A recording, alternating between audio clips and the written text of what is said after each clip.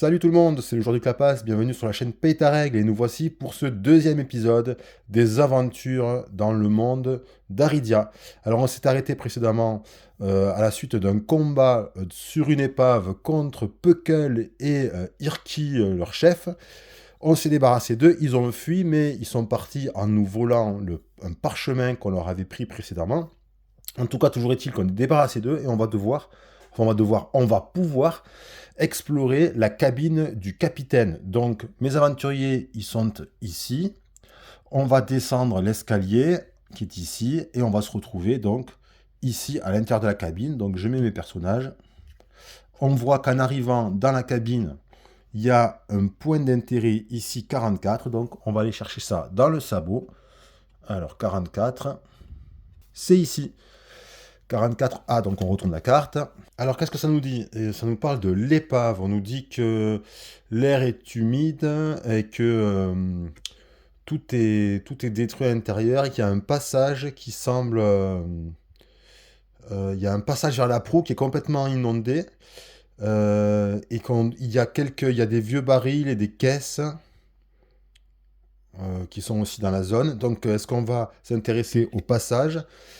Ou est-ce qu'on préfère s'intéresser aux barils et aux caisses? Moi, je vais les regarder, les barils et les caisses. Hop, on regarde. Donc, je regarde pas au-dessus pour le moment. On nous dit que le bois est humide, est trempé, il y a de la moisissure et apparemment, quelqu'un a déjà fouillé et pris tout ce qu'il y avait de valeur. Ok, donc on va aller voir le passage avec l'eau. C'est ici. Donc on nous dit qu'on regarde l'eau, il y a des débris qui sont dans les profondeurs, mais on pense qu'on pourrait être capable de nager sous l'eau pour aller jusqu'à la proue.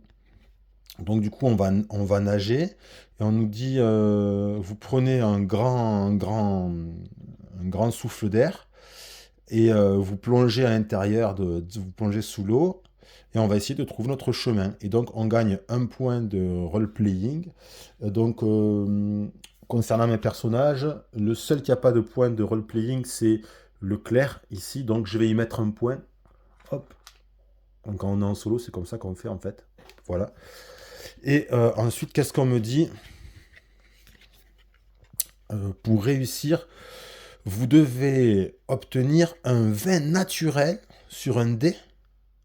Ah oui, il faut absolument faire un vin naturel. Et retenez votre souffle en jetant les dés. Vous pouvez... Ah, en fait, on peut recommencer tant qu'on peut tenir son souffle. Ah, c'est rigolo ça, c'est marrant ça. Donc je vais pouvoir jeter autant de fois le dé que je veux, tant que je peux retenir mon souffle. On nous dit si c'est pas marrant ou si c'est potentiellement dangereux, vous pouvez simplement réussir à la place. Ok, après en cas de succès, on pioche le small 19, mais attention, faire un vin naturel, ça offre un bonus spécial. Ah, donc en fait, et si on réussit pas, on perd une stamina. Donc en fait, ce que je vais faire, c'est que je vais jouer le jeu, je vais le faire. Et puis si je réussis pas, je vais quand même je vais m'enlever un. Et je vais quand même faire le succès, j'irai en small 19. Et je pense que si jamais on a réussi à faire un 20, on va gagner peut-être un truc en small 19, je sais pas. Moi, je vais le jouer comme ça en tout cas. Donc je vais prendre le dé rouge parce que c'est le dé de mon personnage principal, de Nild, mon tank, c'est celui que j'ai fait personnage principal. Et on va y aller, donc je vais essayer de pas tricher, je vais retenir ma respiration. Donc je vais pas parler pendant, on va dire, un certain nombre de secondes, je vais essayer de faire un 20. Alors, attention, je retiens mon souffle.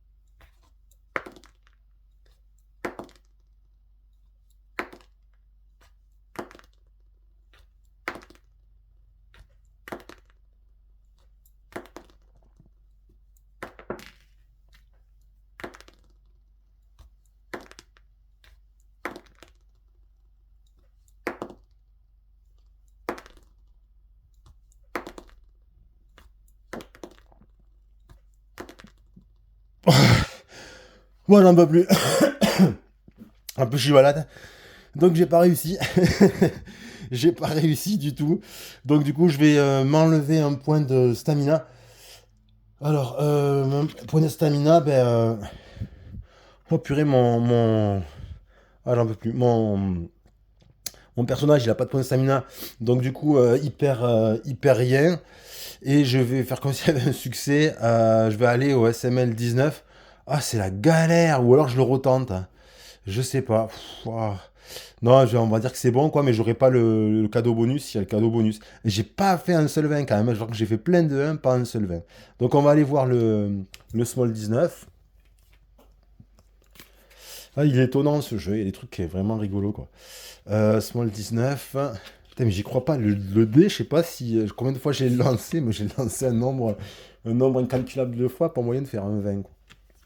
Alors, la proue cassée. Donc on a suivi, on s'est frayé un chemin à travers les débris. Et puis donc on se rend compte qu'en fait la proue, elle est dans un, apparemment elle est plutôt dans un bon état de ce que je comprends. Et il y a un coffre, un magnifique coffre, roll top desk, je sais pas, un magnifique coffre qui attire notre attention. Donc on retourne et voilà ce qu'on trouve. Donc on va poser ça à côté, hein. On va poser ça à côté sur le, puisque comme c'est, ouais, on va positionner ça à côté, comme c'est un escalier. Hop, et on va mettre nos personnages ici et on va se rendre compte que il y a le coffre particulier, il est là. Là, on a un point d'intérêt. Donc, ce que je vais faire, et on nous dit rien par rapport au vin, d'avoir réussi ou quoi, je sais pas. Là, moi, j'ai bien envie d'aller voir le coffre, parce qu'en plus, c'est pas un coffre en bois, c'est un coffre particulier. Et là, attention au divulgachage, hein, je vais vous montrer ça, puisque quand j'ai atteint les uplands, qui sont là-bas, hein, eh bien, en fait, j'ai aussi découvert, j'ai eu le droit d'ouvrir des boîtes qu'il y avait dans la boîte de jeu. Et ces boîtes, c'est des coffres, en fait, des nouveaux coffres, des coffres en métal et un autre matériau. Je vais vous montrer ça. Hop là. Voilà, donc on a une box là. Et voilà, on a deux nouvelles variétés de coffres. Des coffres en métal, on dirait. Puis là, on dirait des coffres en, je sais pas, en émeraude. Enfin, ils sont un petit peu verts, d'un vert précieux. Et voilà, donc là, on va s'y rendre. Et comme on voit qu'il y a les icônes des classes de personnages, ça veut dire qu'on va prendre, on va choper au hasard, hop, je vais mettre comme ça, on va prendre au hasard un objet dans le coffre de chacune des classes qu'on joue. Donc là, ça veut dire, dans ce coffre, je vais prendre quelque chose au hasard, chemin de la valeur, ça c'est pour mon personnage principal, pour Nild, mon tank.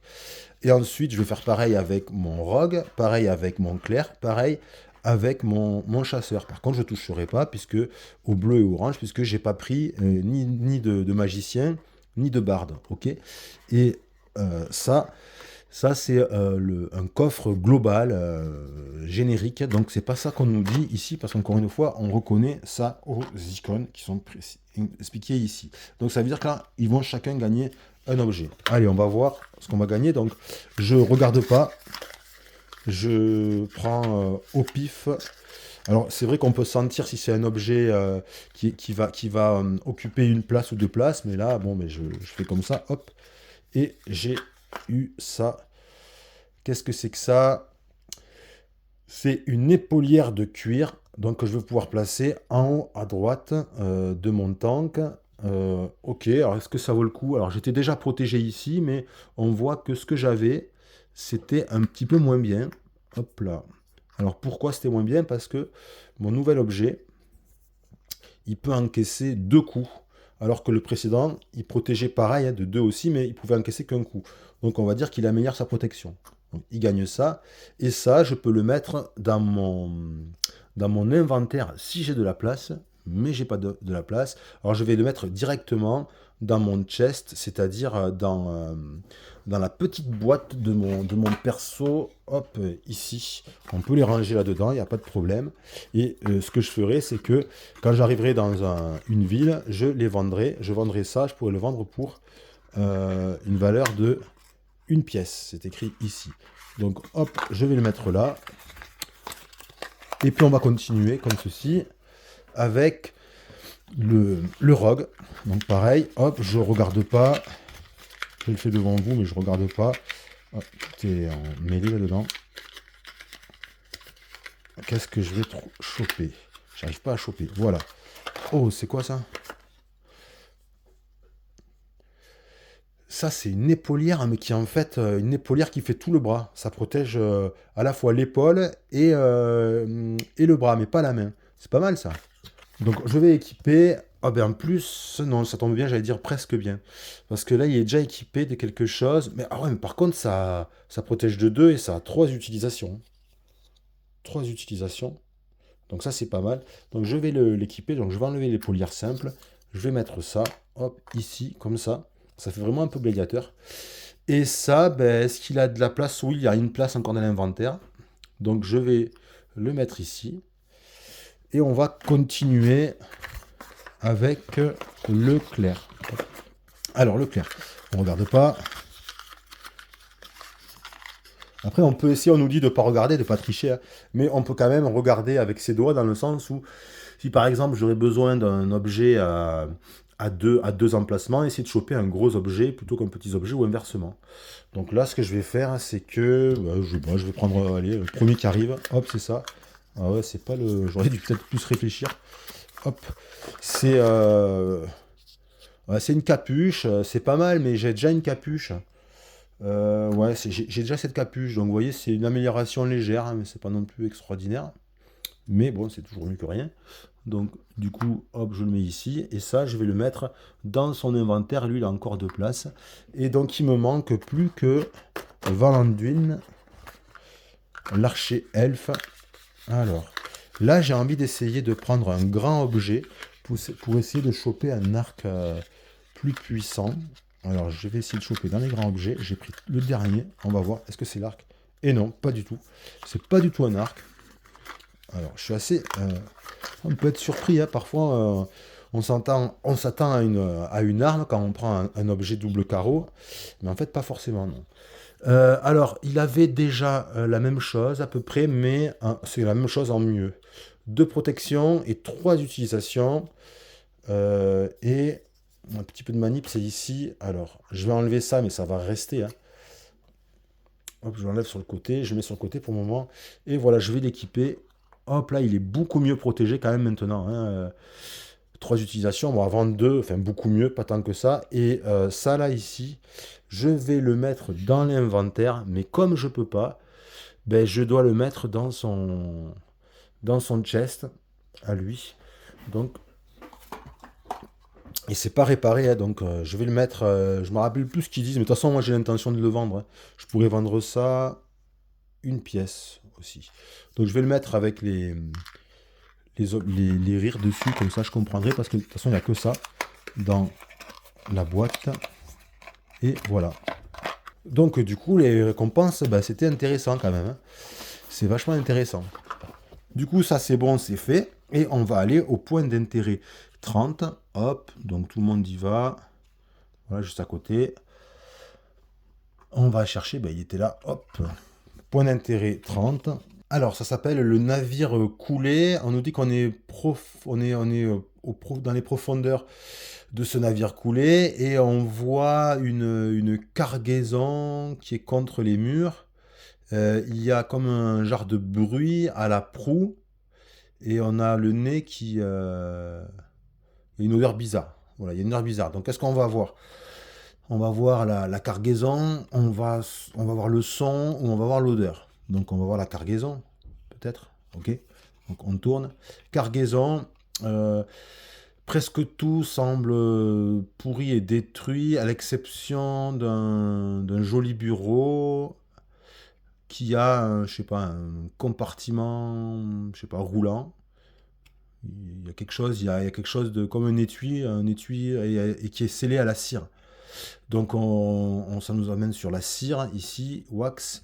Donc on casse on casse le seau de cire en fait et on ouvre l'étui pour trouver un parchemin intérieur qui est sec. Qui est sec, qui est encore sec. Donc on gagne un point de role-playing. Mais moi j'ai... tous mes personnages, ils ont le point, le point, donc je gagne rien du tout. Et on va gagner la clé 32. Donc on va prendre ça, la clé 32. Voilà, allez la clé 32. Hop, alors. Oh, une carte au trésor. Torn map, on trouve une partie d'un morceau de carte qui semble avoir été déchiré en deux. Et l'autre moitié est manquante. Voilà. Donc c'est un morceau de... On a juste un morceau de carte et on a des icônes dessus. Ouais, ça c'est une énigme ça. On voit qu'il y a un palmier bleu, il y a une demi-lune violette, une flamme orange, un soleil jaune et un arbre vert. Et là une espèce de flocon de neige blanc. Des trucs chelous et on me dit gardez cette carte dans l'inventaire de l'équipe pour le moment. Ah, faudra le déchiffrer ça. Ok, intéressant. Donc je vais le ranger avec mes affaires, là où je range les clés, tout ça, là-bas. Et puis on va regarder le reste. Donc on va s'intéresser au son. Le son. Alors, on nous dit que souvent, régulièrement, il y a comme le bateau, il y a comme des craquements dans le bateau, et que ça vient en fait des vagues qui tapent contre la coque. D'accord, dans rien de spécial. Et l'odeur, ça sent pas très bon. Mélange de quoi? De pain pourri et avec de la, comment on appelle ça là? C'est du goudron là qui sert à rendre les bateaux étanches. Ok, donc rien de particulier.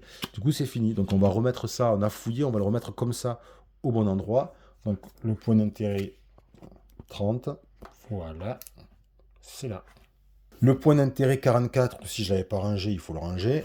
Et du coup, maintenant, en fait, on a fini de fouiller tout cet endroit, donc on va pouvoir mettre fin à cette étape de notre voyage. Donc, on va tout enlever. Donc, c'est ça qu'en fait, il y a pas mal de quand même d'entretien, de manipulation. Donc, mes personnages, qu'est-ce qu'ils font? Ils vont aller sur la petite tuile d'aventure. Et je vais ranger tout ça. Donc ça, je vais le faire hors caméra. Et ensuite, on va repartir sur la map monde, voir où est-ce qu'on va aller.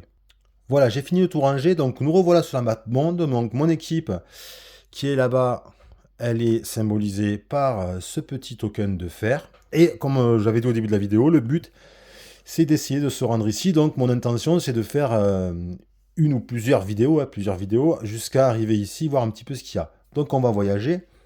On veut aller en F3, c'est ici. Donc là, on a une icône d'eau. On va se mettre ici et on va piocher une carte de voyage. Et là, en fait, il ne se passe rien si on était sur une icône de hautes herbes, mais là, l'eau, c'est ceci. Donc là, on choisit. C'est soit tout le monde paye comment on appelle ça, une stamina. Et puis tout va bien. Ou alors on peut retourner un des 3 jetons. Donc là c'est le jeton de nourriture. Là, tous mes jetons ils sont bons. Ils sont sur le... Hop, je vais le mettre ici pour que vous voyez mieux. Ils sont sur leur face colorée. Donc je peux très bien les utiliser. Mais le problème c'est que si je l'utilise, ça me permettra d'éviter d'utiliser des points de stamina. Le problème c'est qu'en l'utilisant, ben, je pourrais plus faire de nouvelles explorations. C'est-à-dire je pourrais plus aller sur des hexagones inexplorés. Mis à part celui-là bien sûr parce que je suis en train de faire le voyage. Donc ce que je vais faire, c'est que je vais essayer de dépenser des points de stamina. Mais je ne sais pas si ça va aller. Alors comment je fais? Donc lui il en a pas. Lui, il en a pas. J'en ai 2 qui n'en ont pas. Et lui, il en a pas. Ok, donc normalement, j'ai pas assez. Mais j'ai des potions pour me donner de la stamina. Alors, lui, il a une potion qui peut donner 1 point de stamina. Il a 2 utilisations. Là, c'est des potions. Ça, c'est des potions pour gagner de la vie. D'ailleurs, en vie, je suis pas très bien. Et est-ce qu'il n'y a pas un autre qui a... Eh bien voilà, lui il a aussi des potions pour donner de la stamina. Donc c'est ce que je vais faire. Alors je vais utiliser, lui c'est deux cubes, donc il va utiliser 2 fois de la potion. Donc on l'enlève. Et il va redonner à Soline 1 point de stamina. Et il va redonner à Valduin, on va dire, Valduin, pardon, il va y redonner un point de stamina. Ok. Et le dernier, lui qui n'en a pas, ben, il va utiliser de la nourriture dans son sac à poisson et qui va permettre aussi de gagner un point de stamina. Du coup, tout le monde a un point de stamina. Ce qui fait que je vais pouvoir dépenser ce point de stamina pour ben, payer la fatigue, enfin la faim qu'on vient de rencontrer. Donc lui, ici, Nild, lui il en avait, hop, c'est bon. Et ici, Soline qui utilise le point qu'il vient de gagner. Du coup, j'ai pas à retourner le sac. Du coup, c'est bon, je peux défausser ça. Et on traverse, c'est bon, on arrive à bon port, on découvre. Hop, on va voir ce qu'il y a de l'autre côté. The Bend, des bancs, je pense, c'est bancs de sable, je sais pas. Et du coup, il n'y a rien de spécial à explorer. Donc là-dessus, hop, rien de particulier. Donc on va pouvoir continuer notre voyage. Là, je pourrais très bien aller retourner en arrière, je pourrais très bien aller ici ou aller ici. Mais moi, j'ai envie d'aller voir ce qu'il y a là. Moi, ça m'intrigue, ce coin-là. Donc, on va recommencer. Encore une fois, c'est de l'eau, donc on a une icône d'eau. Hop, et on va repiocher une carte de voyage. Et ça, c'est cool, parce qu'on me dit vagabondage. Pourquoi je fais ça Ouais, donc en fait, il faut que je pioche, il faut que je... ouais, c'est pas qu'il se passe rien. Je la défausse et je repioche à nouveau, donc je suis pas sorti d'affaire, hein. Donc on repioche.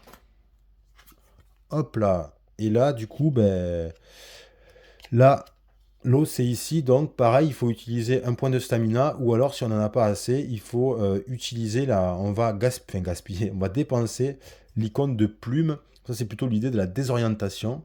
Donc du coup, je vais, ben là, je peux plus, hein, je peux plus payer, j'ai plus assez de, il me reste qu'une dose de poisson dans mes petits sacs. Donc je peux faire regagner de la stamina qu'à un seul personnage. Donc du coup, ben, j'ai pas trop le choix. Donc je vais défausser la carte et appliquer cet effet, c'est-à-dire retourner, hop, la petite plume. Du coup, elle devient grisé, ce qui fait que je vais pouvoir avancer, mais je pourrai plus explorer de nouveaux hexagones maintenant. Ok. Donc on y va. Qu'est-ce qu'il y a ici? Hill of War, donc colline de guerre, et j'ai une petite map dessus. Euh, c'est une map longue, de type longue, la 33. Ok. Donc, je mets ici, avant d'aller voir ce dont il s'agit, comme comme j'ai quand même un peu chargé, je vais essayer de me soigner. Et vous remarquez aussi, ça je voulais aussi le signaler, vous avez vu là, là je viens d'arracher un petit morceau d'imprimé là. Ça fait plusieurs fois que ça m'arrive, hein. Pourtant vous voyez, j'essaie d'être délicat, mais on arrache des morceaux. Encore là, c'est pas très important, mais à d'autres endroits, ici, regardez, là j'ai tout déchiré ici. Et ici, là, j'ai tout déchiré. Et ici aussi, un peu tout déchiré. Pourtant, je fais attention. Mais on dirait que parfois, les tuiles, en fait, le dessous, c'est collé. Et quand ça s'enlève pas toujours très bien, en réalité. Le système, il est malin. C'est vraiment bien fait. Mais à la réalisation technique, il y a des petits couacs quand même, hein. Donc, ce que je vais faire avant d'aller voir ce qu'il y a là, en long 33, je vais essayer de me soigner. Donc, pour ça, je vais utiliser mon clair. Alors, mon clair, il a des compétences ici.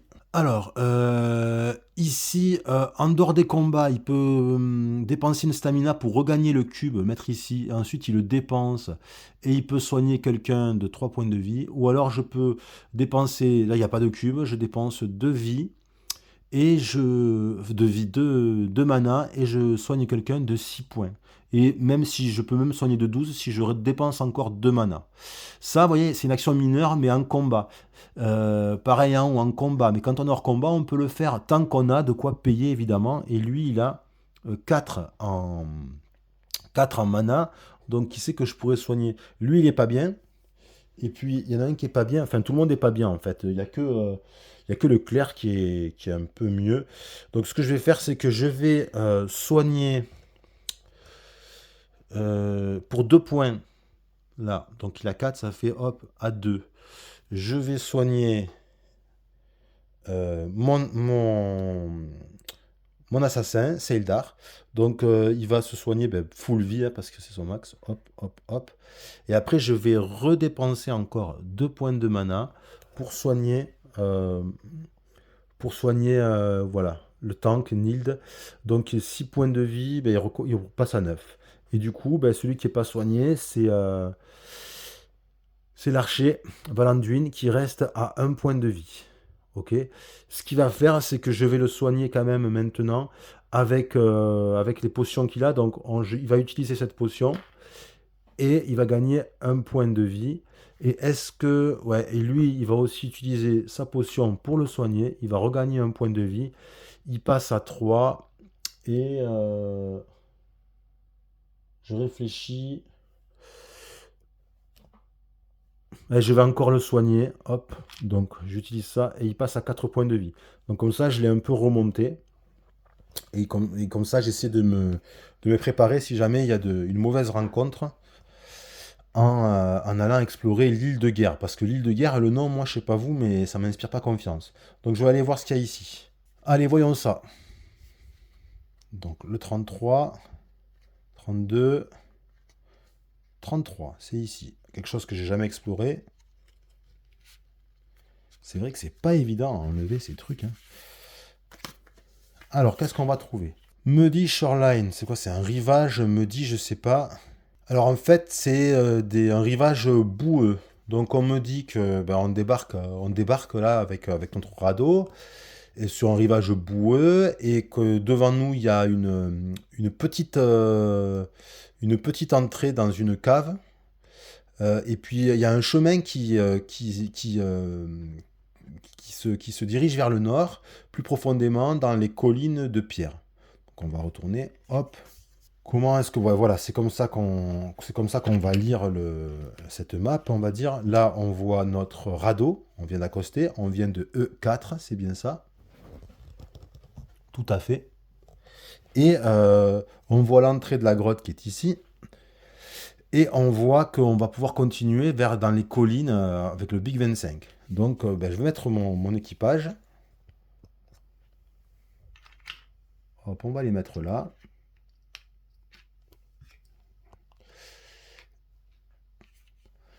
Et la grande question, c'est qu'est-ce qu'on fait? Caverne ou les collines pierreuses? J'ai bien envie d'essayer d'aller dans la caverne. Voir. C'est un petit small 55. C'est quelque chose qu'on va pas coller au reste de la map. Donc je vais un peu voilà, déplacer ça là, ici. Et on va prendre le small 55. On va voir ce qu'il y a. Alors, small 55. Vous avez vu, beaucoup de manipulation quand même. 55. Donc, hors caméra, c'est plus facile, hein, c'est sûr, hein. Mais quand même, ces trucs-là, c'est un peu... Alors, moi, je suis pas dégourdi de mes doigts, hein, mais voilà. Small 55, c'est ici. Qu'est-ce qu'on va découvrir? Alors, une caverne côté, je sais pas, d'un côté rivage. Alors, on nous dit qu'il y a un petit bassin. Il y a un petit bassin qui s'étend à l'arrière de cette petite caverne. Et on nous demande pourquoi est-ce que vous allez toujours dans ces caves étranges. Ouais, qu'est-ce qu'on vient faire toujours dans ces caves étranges? Qu'est-ce qu'on espère y trouver? Ah. On voit le petit bassin ici. Donc on va mettre nos personnages. On arrive ici. Comme ça, comme ça, comme ça. Là, j'ai pas le droit de me mettre... Là, vous voyez, j'ai pas assez de place pour poser mes bonhommes. Ils peuvent pas être adjacents, tous. Ça, c'est bizarre. De toute façon, bon, il n'y a pas d'ennemis. Toujours est-il que... C'est pour ça que je suis toujours embêté, en fait, des fois, sur certaines configurations. Donc on a un point d'intérêt, et là on a un événement. Alors quand on a un événement, on a des petits tokens, et on doit placer un petit token d'événement dessus. Ça veut dire quoi? Ça veut dire que on ne peut pas partir tant qu'on n'a pas exploré. C'est pas complètement clear, c'est pas complètement exploré. On ne peut pas partir de cet endroit tant qu'on n'a pas tout exploré. Donc c'est quelque chose à prendre en compte. Pour considérer cette map comme explorée, il faut aller voir ce qu'il y a ici. Donc ce que je vais faire, c'est que je vais commencer par aller voir, j'ai envie d'aller voir d'abord ici, le point d'intérêt 83. Donc je vais mettre mes personnages, hop, à côté et dessus, et on va voir ce qu'il y a sur le 83.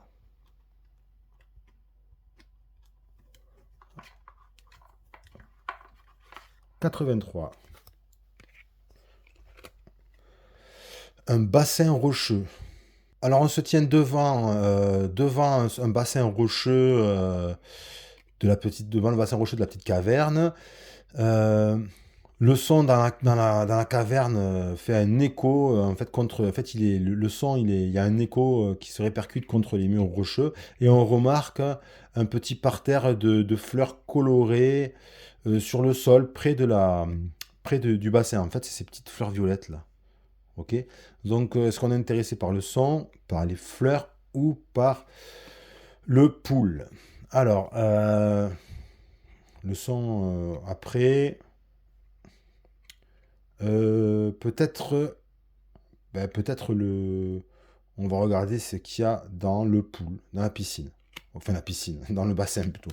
Alors, hop, c'est où? Ici. Alors, ça nous dit que le bassin semble incroyablement profond malgré sa petite taille. La surface est toute calme et placide et reflétant parfaitement notre jolie face. Et on remarque aussi qu'il y a comme une étrange trace sur le sol. Et du coup, hop, et des étranges traces. Ces traces semblent, ça fait des zigzags en fait, comme si quelqu'un avait laissé traîner une corde, avait essayé de lancer une corde dans le bassin, mais on voit rien qui pourrait confirmer cela. Et on gagne un point de role-playing. D'accord, donc on va voir maintenant les fleurs du coup. Ces jolies fleurs sont des fleurs qui ont la tête en bas, on dirait, et si on se rappelle bien, elles s'appellent des cœurs saignants. Le nom des fleurs, ce serait des cœurs saignants. Ok, et le son, qu'est-ce qu'on nous dit sur le son? Le son à l'extérieur est amoindri dans la cave, et tous les bruits semblent se rebondir en écho contre les murs. Ok. Donc voilà voilà ce qu'on a remarqué. Je vais remettre dans ce sens-là parce que ça veut dire on a exploré ce point d'intérêt.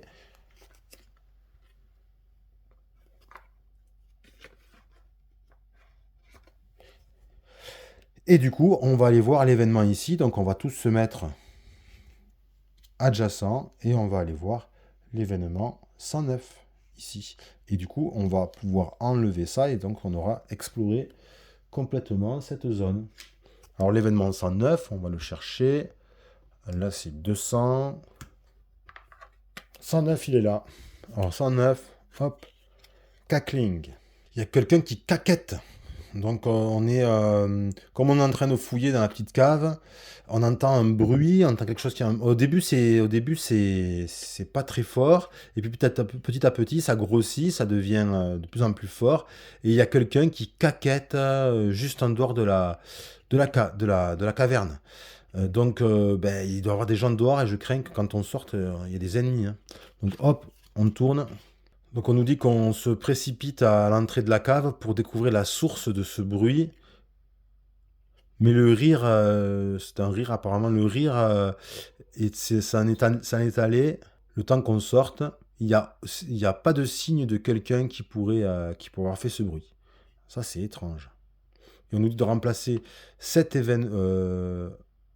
non, de remplacer l'événement 110, pardon, par le B. C'est-à-dire que tous les événements, enfin toutes les cartes de base, elles sont en A. Et parfois, on doit changer, on doit enlever les cartes A et transformer en B. Et ensuite, cette carte, on la remet là où elle était. Donc, je vais chercher l'événement 110. Donc, l'événement 110, il est là. Je vais le remplacer par le 110B. Alors, le 110B, il est dans les événements non actifs, tout au fond. Voilà, 110, il est là. Je ne regarde pas, hein. C'est juste que je les intervertis. Donc, je mets le B ici et le A, je vais le mettre dans les événements inactifs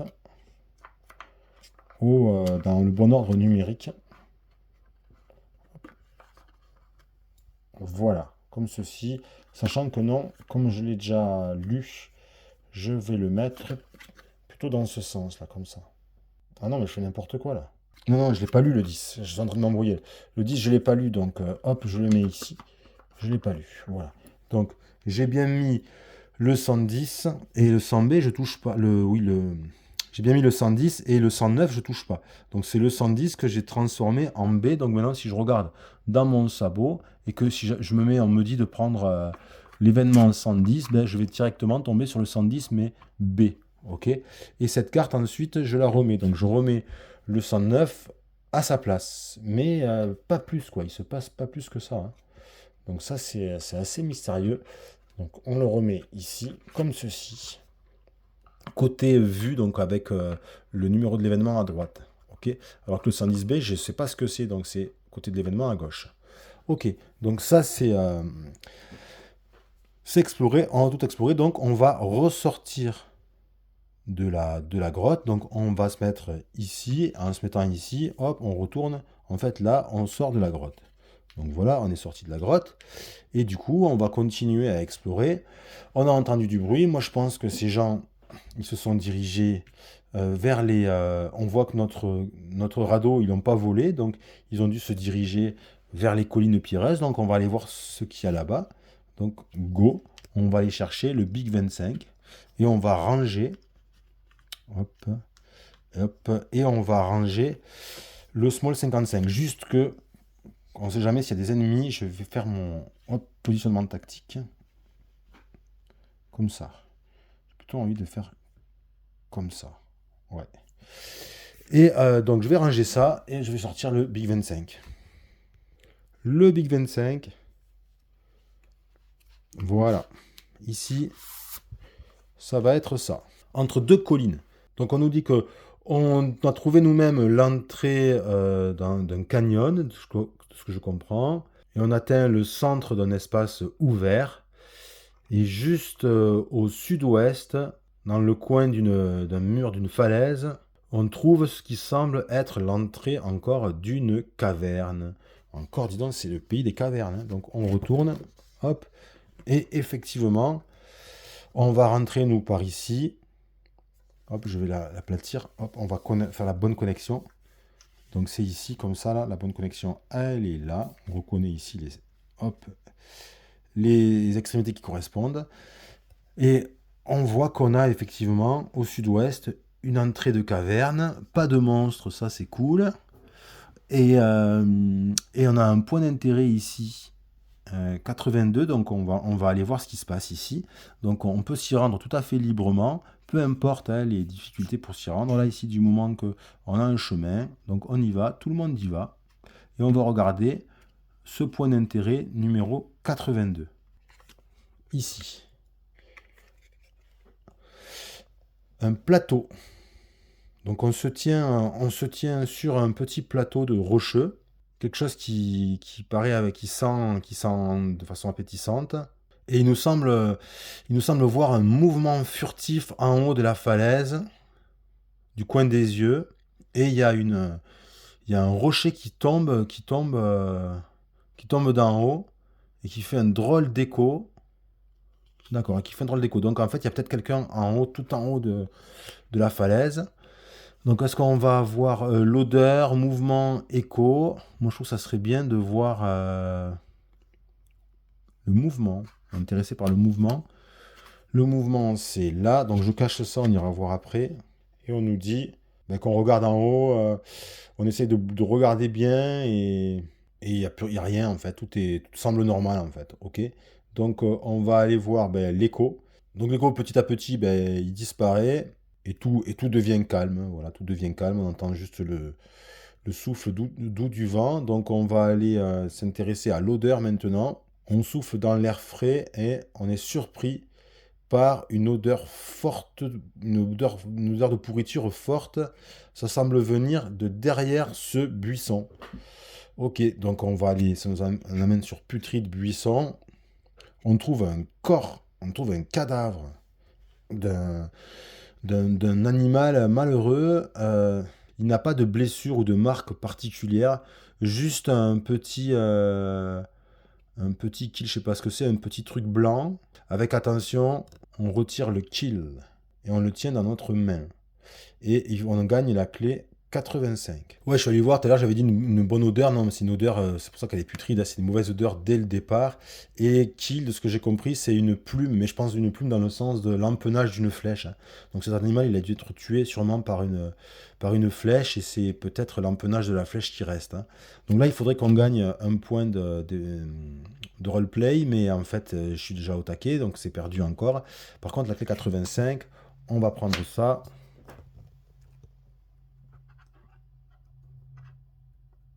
Hop là, la clé 85. Hop, on retourne. Alors, une plume empoisonnée ou peut-être une flèche empoisonnée. Donc, on a retiré cette plume blanche de la carcasse de l'animal mort. Et mis à part cette petite blessure, l'animal, il est intact. Donc on pense que ça devrait être du poison, hein. Ça devrait être empoisonné parce que on ne comprend pas comment une aussi petite blessure ait pu provoquer la mort de cet animal. Donc c'est sans doute lié à du poison. Et on nous dit de garder cette carte dans l'inventaire de l'équipe jusqu'à ce que on trouve une carte avec exactement le mot spécial poison Leiden Kills. Okay, et ensuite, quand on trouvera une carte avec exactement ces mots-là, on pourra piocher la carte événement 268. En attendant, on la met dans notre inventaire. Moi, je le mets ici. Ça fait quand même pas mal de cartes, hein. Regardez dans l'inventaire, là, regardez l'épaisseur. Il y a quand même la dose de cartes, hein. Donc, ok. Et du coup, on a tout vu ici. Donc ça, je vais le ranger à l'endroit où c'était. C'est le 82. 82, on est pas mal là, 81, ben donc c'est là, 82. Ok, donc ça c'est visité, donc on va aller se rendre dans la caverne. Donc je vais pousser un petit peu ça, voilà. Et on va aller ici, donc on va mettre toute notre joyeuse équipe ici. Et on va rentrer dans la caverne. Et il faut aller prendre le Small 54. C'est parti. Qu'est-ce qui va nous arriver dans cette caverne? Small 54. Je l'ai. Hop, hop, hop, viens ici, toi. Voilà. Small 54. C'est ici. Donc, vous voyez ce que je disais là. Les textes en anglais, ils sont pas très longs, mais il y en a beaucoup. Et c'est pas toujours facile de les comprendre du premier coup. Donc, c'est un repère, en fait, un nid rempli d'eau. Ça craint. C'est un nid rempli d'os, rempli d'ossements. Donc je dois être dans le terrier d'une créature, hein. Donc comme nos yeux s'habituent à la pénombre de la caverne, on commence par voir les traces, les indices de la mort, des os, trop d'os, peut-être une blague pour Too Many Bones, des os, beaucoup d'os, beaucoup trop d'os. Ce n'est pas une caverne, c'est un repère. Aïe, aïe, aïe. Tout qu'un. J'espère que ça va pas revenir là si c'est une grosse créature. Donc on a un événement là à voir. On a un point d'intérêt. Ok.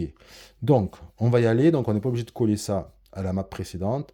On arrive là, hop.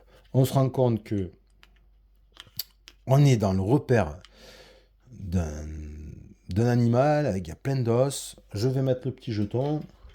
Qu'est-ce qu'on fait? Est-ce qu'on va voir d'abord l'événement ou est-ce qu'on va voir le point d'intérêt? Oh là là là là là là là là. J'ai envie de... Il y a des traces au sol. Ouais, je vais voir l'événement. Allez, je vais voir l'événement. On est à côté, 110. Hop, on est adjacent. On va dire que naturellement, on va se diriger vers cet événement. Donc on y va, 110. 110, c'est où? Ben 110, c'est au fait, c'est le truc de tout à l'heure, ça, qu'on m'a fait changer. Ouais, ça devait être ça qui faisait du bruit, des caquettements, rappelez-vous. Caquettement, ça veut dire que je vais avoir affaire à un basilisque, ou un truc comme ça, à un poulet géant. Whistling. Comme on regarde, comme on est en train de fouiller dans le nid, il arrive d'un coup, il y a un bruit de vent, je crois, un bruit de vent derrière, et ça c'est le truc qui arrive, hein, avec ses ailes, hein. Et on tue, et chaque exilé doit faire un check de dextérité. Et après on regarde ce qui va se passer. Aïe, aïe, aïe. Aïe, aïe, aïe. Index de dextérité. Donc on va commencer avec l'elfe Valanduin qui a un +5 en dextérité. Allez, allez, allez. 16, c'est passé. Chaque exilé, 16, donc c'est passé. Il doit faire plus de 12, il a largement fait, il a fait 21, tu vois. Lui, en dextérité, il a rien du tout, donc il faut vraiment qu'il fasse 12. Ah purée, c'est sorti. 3. 3, bon lui c'est mort, il n'a pas passé. Donc on va se rappeler, je vais mettre là le dé pour me rappeler que Nild, il n'a pas réussi. Ensuite, ça va être à Seildar, l'assassin. 7, combien il a de dextérité? Il a 4, 7 et 4, ça fait 11. Ah, il me manque 1. 1. Allez, j'utilise le +3. J'utilise le +3, donc comme ça, il réussit, parce que je sais pas ce que ça va me faire, moi. Donc il réussit, donc c'est bon. Et on va finir avec Soline Leclerc, qui a en dextérité à juste un 1. Un +1. 9, 10, donc lui c'est mort. 10, 11, 12... Ben, je vais aussi utiliser pour lui les points de role-playing. Faut pas hésiter à les utiliser parce on en regagne quand même, hein. Bon, après, je suis pas certain de les utiliser au bon moment, mais... Donc du coup, on va retourner. Il n'y a que il y a que Nild qui n'a pas réussi. Allez, hop. Donc on va voir ce qui se passe. Euh, Donc on est touché par des espèces d'ailes. On est touché par les ailes, donc on se prend 2 points de dégâts. Hop, hop. Et ensuite, on nous dit Go to splash. Donc, go to splash, c'est quoi ça? Vous entendez, vous entendez un splash venir du rivage, à l'extérieur. La créature pourrait être amphibie. Ok. Ah, mais de toute façon, après, quand on réussit, on va en go to splash. Donc là, ça veut dire on a juste évité la volée d'ailes. Ok, d'accord, donc je peux lire la suite du coup. Donc Splash, on nous dit qu'on entend un bruit à l'extérieur, la créature pourrait être amphibie, et donc on se met en action, et quand on remarque, donc on se met en action que on a une petite plume qui est coincée dans notre cheville, et d'un coup elle commence, ben en fait c'est l'empoisonnement, ça nous fait une petite blessure qui commence à se propager. Donc on nous dit d'ajouter la carte de menace 20 au deck de menace, et ensuite on peut jeter cette carte. Donc ça c'est une carte qu'on va jeter définitivement. Donc pour ce faire, comme c'est une carte événement, on va la mettre à la poubelle dans le sabot événement. Donc le sabot événement, ben, il est là, et là on a, vous voyez, les cartes qu'on met à la poubelle, donc je la mets à la poubelle. Hop, comme ceci là, et je mets la carte traite 20. Traite 20, c'est où? Traite 20, là j'ai la 16, 18, 20, donc hop, et on va la mettre dans le paquet événement. Donc je prends le paquet, pas le paquet événement, le paquet menace. Je prends le paquet de menace, je prends la nouvelle carte, je la mets dedans, hop, et après on mélange joyeusement. Je n'ai pas regardé ce que ça faisait. Ce sera la surprise. J'aurais peut-être dû. Mais tant pis. À mon avis, c'est pas bon, hein. Ça va être des pertes de points de vie, de l'empoisonnement qui se répand, quoi. Donc je vais poser ça là-bas. Et puis, c'est tout en fait, hein. C'est tout ce qu'il y a. C'est étonnant. Je vois pas comment ça va déclencher quelque chose en fait. On verra plus tard. Donc là, je vais aller voir le point d'intérêt 81. Est-ce qu'on va trouver des trucs? Hop là. 81. On a 82, donc 81, c'est ici. Hop là. Donc le repère de la bête, de la créature. Alors on nous explique qu'en fait, on se tient comme ça dans la cave, et puis que le repère est tout calme, et on entend le bruit des criquets juste à l'extérieur, mais rien de plus. Ça sent fortement la vieille viande qui sèche sur les os. Et puis, on remarque qu'il y a d'étranges marques par terre. Par terre. Donc, à quoi on s'intéresse? aux criquets, aux ossements ou aux étranges créatures, aux étranges marques. Mais moi, je dirais aux étranges marques, hein. Donc, hop, on retourne. Hop, étrange marque, ici. Euh, Après une inspection plus poussée, vous pensez que ces marques sont des sortes de traces faites par le propriétaire du nid, en fait. Ouais, effectivement, ouais. Et on gagne, hop là, on a bien fait de dépenser tout à l'heure, on gagne des points de roleplay. Donc je vais les attribuer, ces points, à Seildar, qui va récupérer ici son plus 3. Et on gagne la clé 87. Ok. Ah, il ne passe des choses dans ce jeu, hein. On découvre, c'est pas mal, hein. Donc hop, ici, d'étranges traces. Donc l'étrange trace qu'on a trouvée dans le nid semble venir des traces d'une bête étrange qui occupe, qui occupe ce repère. Et c'est tellement particulier comme trace que on s'en rappellera si on venait encore à en croiser. Donc on nous dit de garder, voilà, on garde cette carte jusqu'à ce qu'on trouve une autre carte. Il y a exactement les mots pattern seems to zigzag, zig and zag. Ah mais ça, je l'avais ça. Ça, c'était dans la première. Et voilà, c'était dans la première grotte. C'était dans la grotte qui est là en fait qu'on avait vu ça, hein. Et ensuite Zen. Ah, on va piocher. Ah oui, non, ça veut dire Zen. Alors, quand on aura trouvé la carte avec exactement ça, on pourra piocher le long 49. Donc ça veut dire, on va aller là-dedans et en fait, ça va nous dévoiler un endroit. Ok, c'est pas mal, c'est intéressant. Super intéressant, hein. Et ça, on va le remettre comme c'était en 87. En 81, pardon. 81. Pourquoi j'ai 87? Je sais pas. Ok, donc ben, ce qu'on va faire là maintenant, c'est que on va ressortir de cette grotte, on va retraverser les collines pierreuses et on va retourner dans cette grotte, Small 55, et là, on va voir ce qui se passe. En fait, je dis ça, mais je sais pas. Bah si, parce que sinon, limite, j'irais me reposer, mais on y est, il faut pas trop le faire tant qu'il est chaud, hein. Donc on y va, 55. À 55, je l'avais rangée, donc il faut que je la ressorte. J'aurais peut-être pas dû la ranger, mais je savais pas.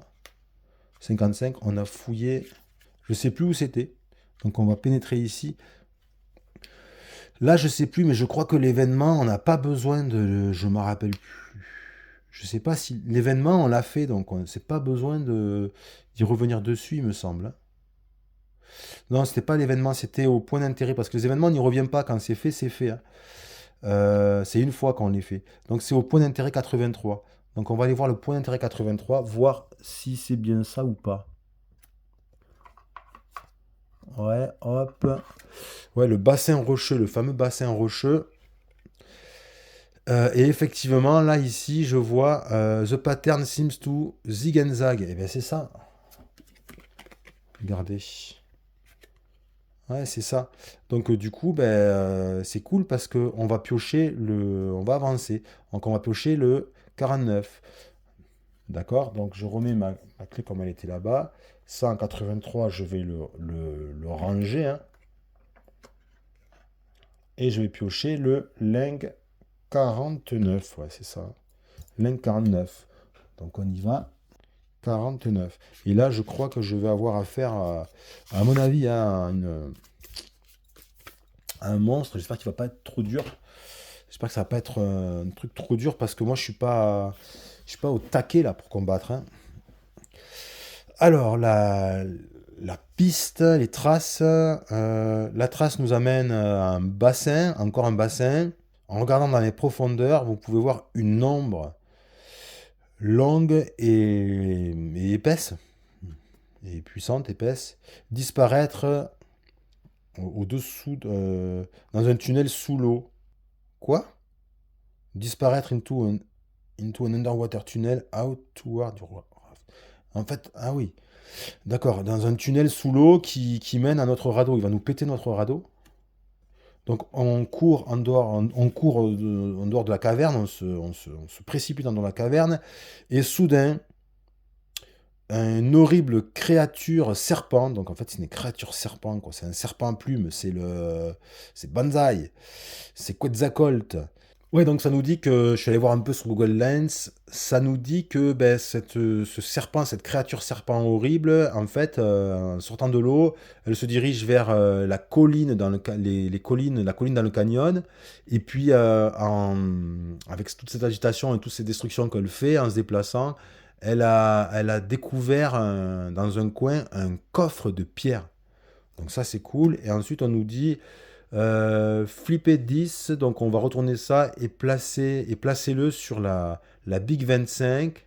Donc on va voir, donc en fait il faut qu'on le mette à la fois à cheval sur ça et sur ça, je suppose. Et on va placer l'équipe sur K. Donc quand vous avez ça, vous voyez ce qu'il va y avoir un combat. Ça c'est sûr.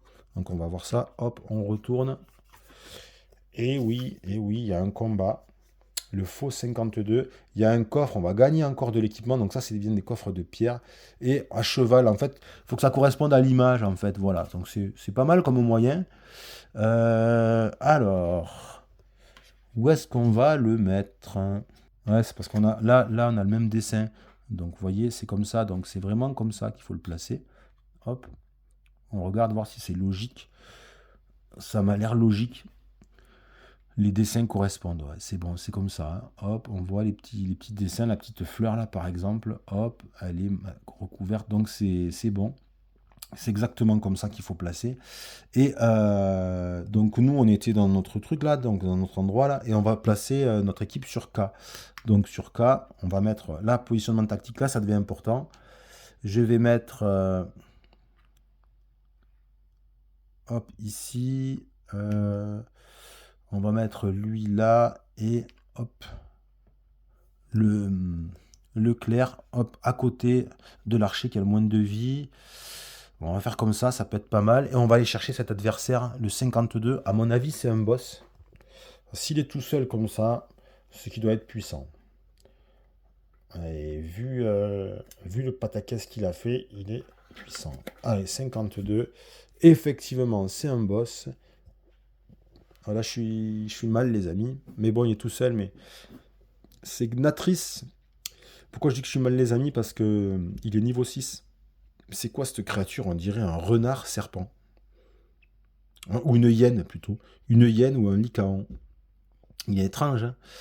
Et on nous dit que, sortant de l'eau, il est avec il est plein de dents et de plumes. La bête se glisse vers vous. Elle a faim, elle est affamée. Elle est affamée.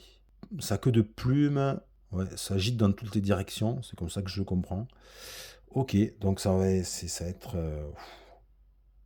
Donc c'est la figurine numéro 52. Donc je vais aller prendre ça. La figurine 52, elle est ici. Waouh, waouh, waouh, waouh, waouh. C'est pas mal ça. Donc c'est une figurine, c'était écrit, c'était une figurine qui est une large figurine. Et il y a deux types de larges figurines. Il y en a qui font 1 x 2 et il y a des 2 x 2. C'est-à-dire que ça prend 4 cases en fait. Ok. Et on va la positionner ici, là, hop, comme ceci. En fait, là, elle est à l'angle des 4 cases. Donc vraiment un cheval sur les 4 cases qui regarde vers notre équipage. C'est pas mal, hein.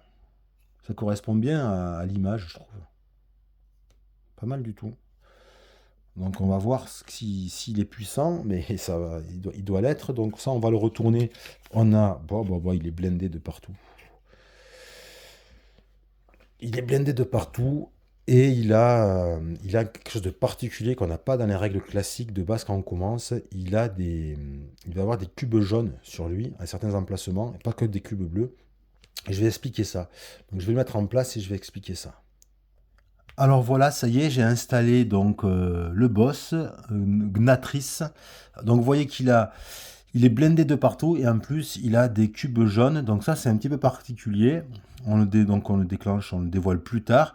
Et en fait ces cubes jaunes, ils vont venir lors d'une attaque stopper le pattern de l'attaque. Ça veut dire que si jamais par exemple je faisais une attaque verticale descendante ici, eh bien, ça taperait contre ce cube jaune. En fait, j'enlèverai le cube jaune. À la place, je mettrai un cube bleu et ça stopperait l'attaque. Je continuerai pas à toucher derrière. Donc, c'est vraiment des stoppers de pattern de dégâts, quoi.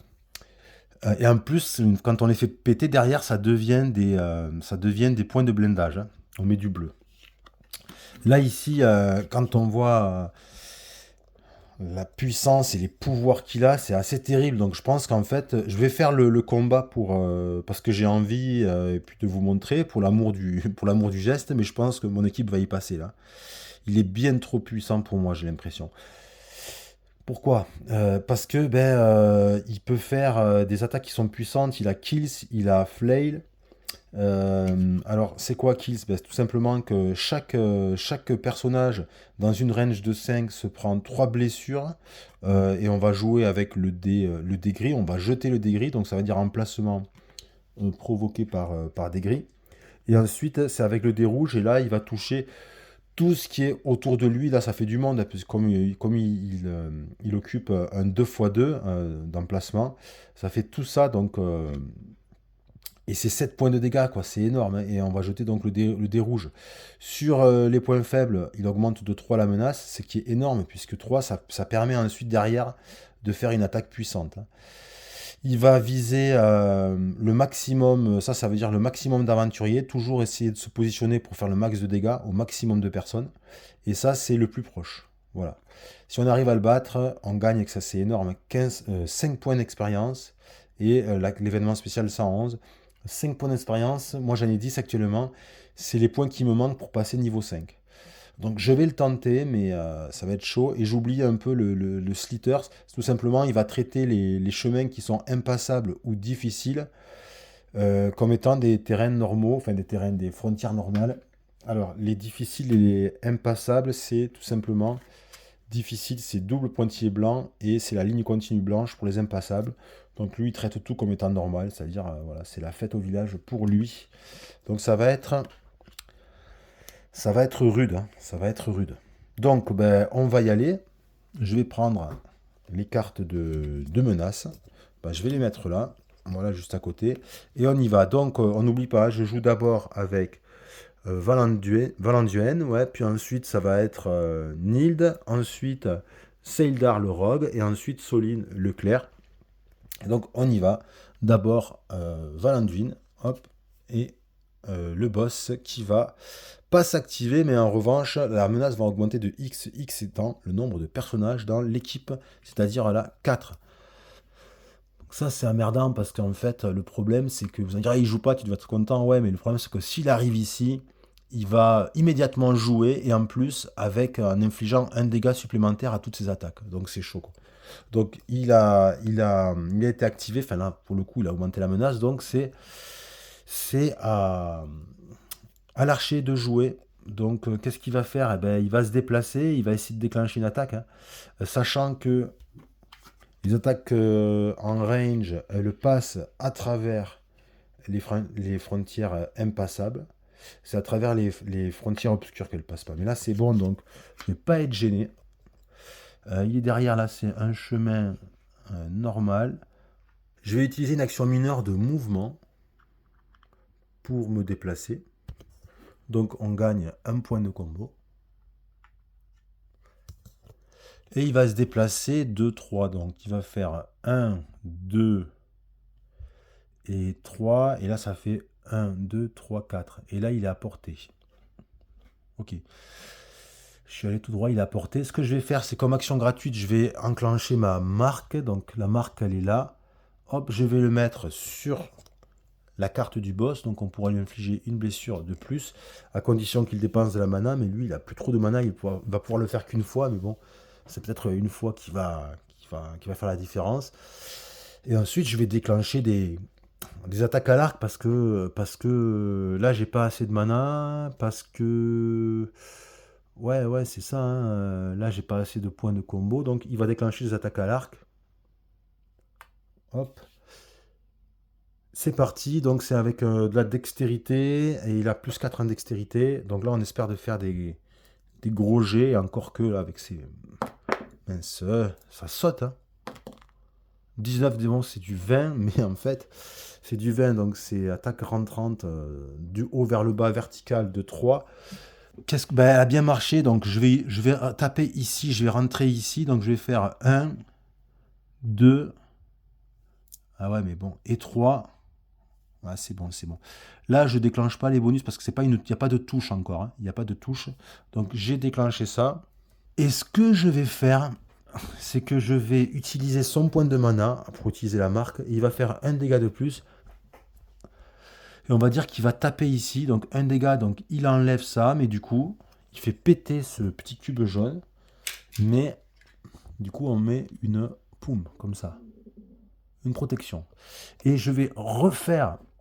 Ou alors non, je vais pas le faire là. Je vais pas le faire là. Je vais inverser les deux. Je vais le faire en haut plutôt. Je faisais la même chose en haut. Et ça, je le laisse ici. Et je vais refaire une attaque à l'arc. Si jamais je refais du 20, que je vais faire ici un maximum de dégâts en fait. Donc, dernière attaque. Hop. Aïe, aïe, aïe, c'est du 2.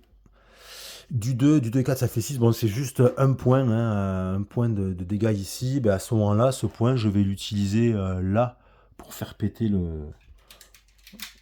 voilà, le blocage anti-pattern là. Hop, voilà. Et du coup, ben, j'ai fait péter ces deux cubes jaunes. Ben, du coup, il a joué l'archer, donc ça va être maintenant à Nild au tank de s'activer. D'abord, on active le boss. Alors, c'est All Faux. Alors là, oui, effectivement, il s'active. Bon, il est tout seul à jouer, mais il va s'activer. Donc, on va regarder combien il a de points de menace. Ben, il en a 4, donc il va déclencher son attaque qui est censée être la plus puissante pour 3. Donc, il dépense. Il va tomber à 1. Et il va se déplacer de 6, donc je vais le faire comme ça, on va voir. Il va se déplacer de 6 pour essayer de toucher un maximum de personnes. Et il va faire... Ah ouais. Je suis pas si mal placé, j'ai l'impression. Parce qu'en fait, il va venir ici, hein. Alors, comment on fait pour déplacer un personnage de ce type? On prend un angle et on joue avec un angle. En fait, on fait le déplacement sur un angle. Ça fait 1, 2, et on le positionne qu'à la fin. 1, 2, 3, 4, qu'on considère comme étant en déplacement normal.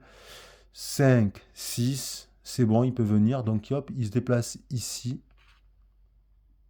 Et encore une fois, normalement, il ne pourrait pas y aller ici, mais il peut puisqu'il traverse lui. Et du coup, il va toucher deux personnages, c'est-à-dire... Ou alors, en étant là, il aurait pu choisir faire 1, 2, 3, 4, 5, 6, 7, non. Donc il doit vraiment venir ici, en fait, et il va toucher donc Valduin et Seildar qui vont être victimes de cette attaque. Oh là là, purée, c'est chaud, hein. Ouais. Donc il commence par Flay, c'est ça. Donc il va jeter le dé rouge. Et il va infliger 7 dégâts. 7 dégâts, laisse tomber, ils sont tous les deux morts, quoi. Quand je vous dis que wow, ça va être chaud. Alors, ah ouais, mais là, c'est pas mal parce qu'en fait, ouais, mais c'est quand même fort. Il se fait toucher, lui, ici, sur sa nouvelle combi, là, sur sa nouvelle tunique, ce qui fait qu'au lieu de prendre 7, il annule 2, il va prendre 5. Et il se prend ça abîme sa tunique. Hop, il se prend 5 dégâts.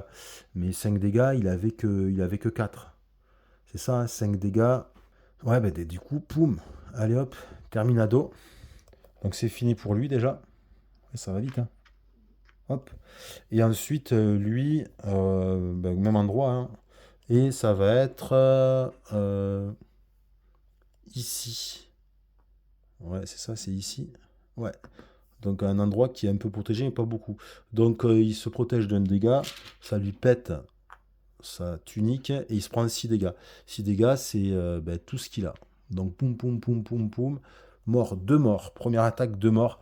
Quand je vous disais que je risquais pas de m'en sortir, il tape fort, hein. Il tape fort. Ça va être chaud.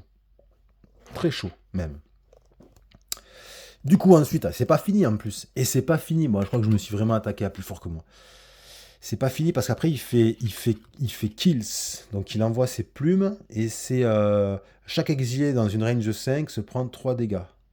Fouah, fouah, fouah, fouah. Donc ben en fait, les deux ils sont morts, les deux autres ils sont dans la range, hein. Donc ils vont se bouffer ça. Et c'est avec un dé gris là. Ici. Donc on y va. Hop là. Donc sur Nild. Nild ici au centre. Ben voilà, là il est protégé. Donc un dégât. Donc au lieu de se prendre 3 dégâts, il se prend 2 dégâts. Mais ça y pète son. Hop. Ça y pète sa tunique. Donc 2 dégâts. 1, 2. Ok. Et ensuite, concernant Leclerc, lui, il se prend une plein faire 3 dégâts puisqu'il a plus rien là. Donc 3 dégâts. 1, 2, 3. Bon, vous voyez, mon équipe est déjà un peu entamée de base avant de commencer le combat. Mais de toute façon, je pense que même en étant tout full en tout, je pense pas que je serais capable de le battre, hein. Bon, on va continuer quand même. Donc là, est-ce qu'il a fini? Et il fuit. Alors, fuit, ça veut dire qu'il fuit. Fuir de 2, ça veut dire il va s'éloigner des cibles de 2. 2 mouvements arrière. Donc, il va faire tout simplement 1, 2. Ok. Et il a joué, donc maintenant, c'est à Anild de jouer au tank. Il faut qu'il se rapproche. Nild, ce qu'il va faire, c'est qu'il va faire un mouvement. Ici, donc on va augmenter ça de 1. Et il va faire 1, 2, 3. Et ensuite, en étant là, il va pouvoir attaquer. Il est à portée pour attaquer avec sa lance, puisque c'est exactement le schéma qui est dessiné ici. Donc il va attaquer avec sa lance, à moins que je fasse d'autres attaques, mais pourquoi pas, il y a ça là. Ah, mais il faut que je sois contre. Je pourrais quand même encore être contre, hein. Parce que je pourrais dépenser un point de stamina, j'en ai plus, mais là en fait je pourrais manger du poisson, mais ça me coûterait une action mineure. Donc non. Donc non. Ça peut être pas mal, mais il faut être contre. Faire une attaque oblique.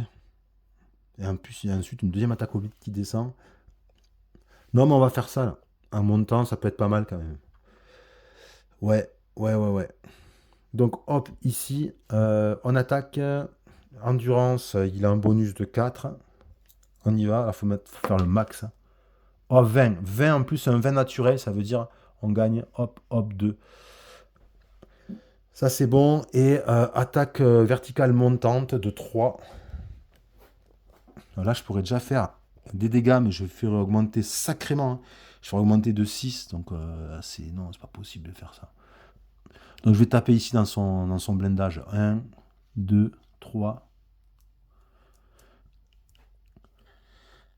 Je découvre là des points d'explosion que j'avais pas fait gaffe. Ça peut...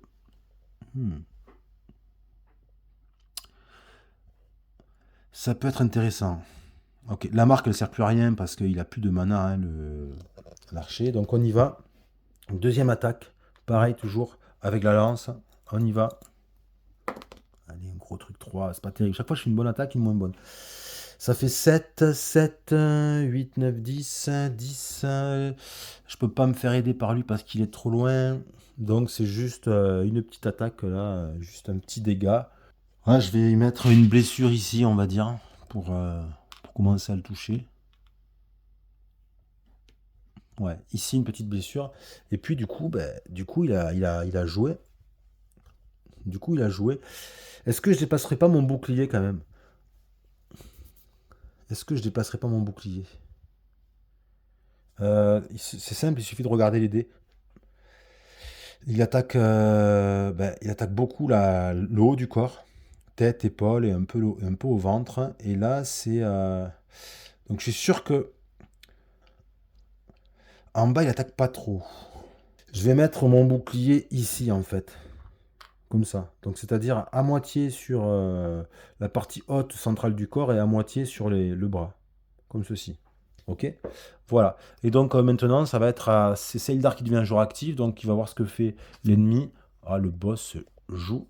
Bon, le boss il joue, mais il a juste un en traite. Donc il va le dépenser et il va faire son attaque médiane. C'est-à-dire que là, il va s'attaquer au plus proche. Le plus proche, c'est Nild. Il se déplace de 4, donc il fait hop, tchouk, et il va faire son flail, cette sacrée attaque là. Donc il va lancer le dé rouge.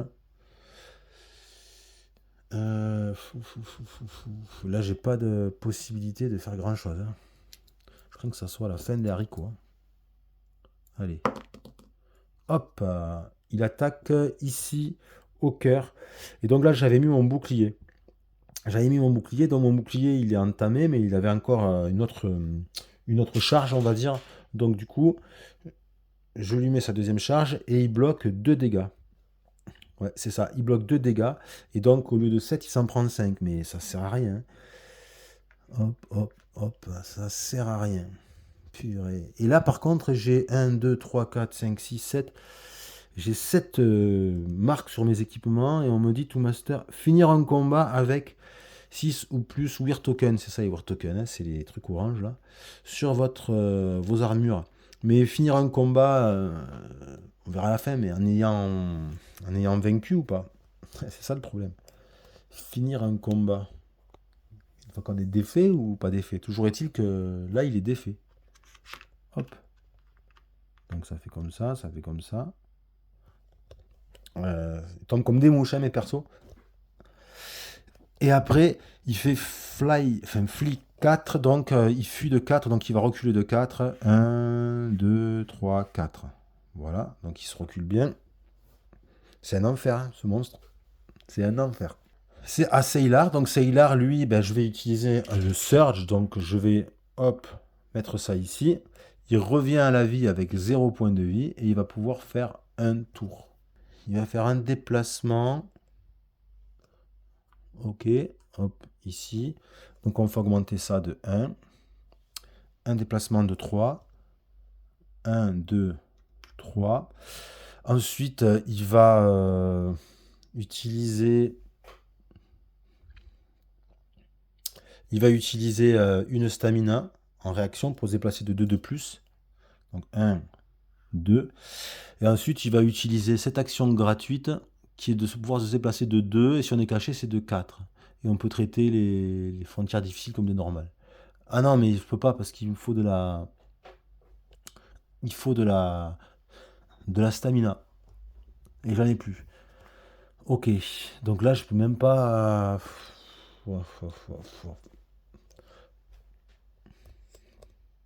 Ben, ce que je vais faire, c'est que je vais...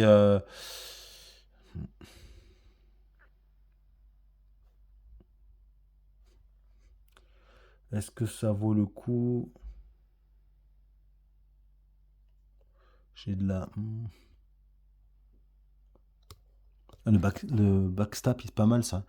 C'est une attaque verticale descendante et ça pète directement les points de blindage, les cubes bleus. On les enlève et on met une blessure directe dessus. Mais il faut être contre et je suis pas contre. Et pourquoi je le ferais pas? Non, mais c'est pas grave. Je vais envoyer mon kunai qui tape jusqu'à 4 de distance. Donc je vais utiliser pour une action. Je vais jeter les kunai. Hop. Et puis, du coup, je vais faire un jet de dext. Un jet de dext. Et un dext, il a 4. Jet de dext, ouais. Je peux le faire. Donc on y va. 7, 7 et 4, ça fait 11. 11 et 11, il faut arriver à 12, ça serait bien. Ici, là. Et du coup, je vais utiliser ça. Les points de roleplay, donc ça fait 7 et 4, 11. Et 3, ben, ça fait 14. Donc c'est bon. 14, je vais pouvoir infliger ça là. Donc je pars d'où je veux. Et ensuite, je vais vers le bas et je vais en diagonale vers la droite. Donc je pars d'où je veux. Réfléchissons. Ben, je vais faire ça parce que... ben, je vais faire ça. Je pars, hop, je pars d'où je veux, donc je vais partir d'ici. Ensuite, je descends vers le bas. Diagonale vers la droite, mais de toute façon, il y a une explosion ici, donc je touchais quand même. Et hop, je fais sauter ce point. Et maintenant, j'ai une dernière action à faire avec lui. Le problème, c'est qu'il n'est pas contre. Ce que je vais faire, c'est que pour 1. Ah mais ça sert à rien, il va retomber dans les pommes lui. Je vois pas ce que je pourrais faire là pour me sauver. Je voulais envoyer la purée, mais je peux pas trop envoyer la purée. Ben, je vais faire un déplacement pour gagner un point de combo, hein. Je vais faire 1, 2, 3. Je vais aller vers là-bas. Et du coup, je gagne. Hop. Et c'est une action mineure et de déplacement. Et voilà. Et du coup, mon perso, là, c'est la fin du tour. Il est toujours à 0 point de vie. Donc, il s'effondre. Il s'effondre. Voilà, ce surge est fini. Je pourrais plus le refaire puisque maintenant, hop, il est marqué. Donc, c'est fini. Donc, c'est maintenant à Soline, le seul être qui tienne debout. Et la menace augmente de 1 et il va pouvoir jouer. Donc, le truc, c'est que lui, il pourrait healer. Le problème, c'est que pour healer, il faut avoir de la mana. Il a plus de mana ici. Il a plus grand chose pour healer. Ah, si, il a ça pour healer. Il a ça pour healer. Donc, il faut qu'il soit contre. Ok. Donc, il va essayer de heal. Donc, il va faire un déplacement. Donc, action de déplacement. Je me mets là sur les pieds. Il gagne. Hop, et du coup, on va pouvoir avoir une action gratuite en dépensant tous les combos. Mais il va se déplacer. Il fait 1, 2, ouais, 3, on va dire. 3 ou 3 plutôt. Ouais, 1, 2, 3. Il va. Sa première action. Sa deuxième action, il va heal. Donc il va utiliser ça. Il va heal le personnage. Donc on enlève ça. Et il va faire un jet de sagesse. Entre 2 et 11, 1 point de vie. Entre 12 et 19, 2 points de vie. Et à partir de 20, 4 points de vie. Ok. Donc on y va. Et c'est 17. 17 et combien il a en sagesse? Il a 4, ça fait 21. Donc il soigne Valduin de 4 points de vie. Donc Valduin, il revient à 4 points de vie. Hop là. Donc il est soigné. Comme ceci. Et ensuite, faut que j'essaie de pas être à côté pour pas que lui vienne faire du dégât. Mais je vais essayer de... Non. Parce qu'il va se mettre contre, après il va venir, il va se mettre contre, il va buter les deux. Donc il faut que je refasse... Non, ce que je vais faire, c'est que je vais... 1, 2, 3, 4, 5, 6. Putain, lui il est trop loin quoi. Donc ce qu'il va faire, c'est que je pense qu'il va faire un déplacement, il va pas utiliser la free action. Parce que de ce que j'ai compris, on n'est pas obligé de l'utiliser de suite. En fait, je sais pas. En fait, je sais pas si c'est la free action, on doit l'utiliser de suite ou si on peut attendre si ça nous arrange pas. Parce que moi, je trouve pas que sinon, si on doit l'utiliser de suite, c'est pas si bien que ça. Parce que là, par exemple, je suis contraint de faire des actions pourries et ça veut dire que c'est une action pourrie, type gratuite, mais en fait, elle va me coûter, je vais dépenser tous mes points de combo. Donc, c'est vraiment la question que je me pose, quoi. C'est chéros, quoi, d'utiliser 7 points de combo pour se bouger, soi-disant gratuitement, mais on perd tous les points de combo. Donc moi, je décide de l'utiliser quand j'en ai envie, en fait, hein. Donc là, ce que je vais faire, c'est que je vais utiliser un déplacement et je vais bouger. Le clair, il n'aura pas fait grand-chose, hein. Je réfléchis.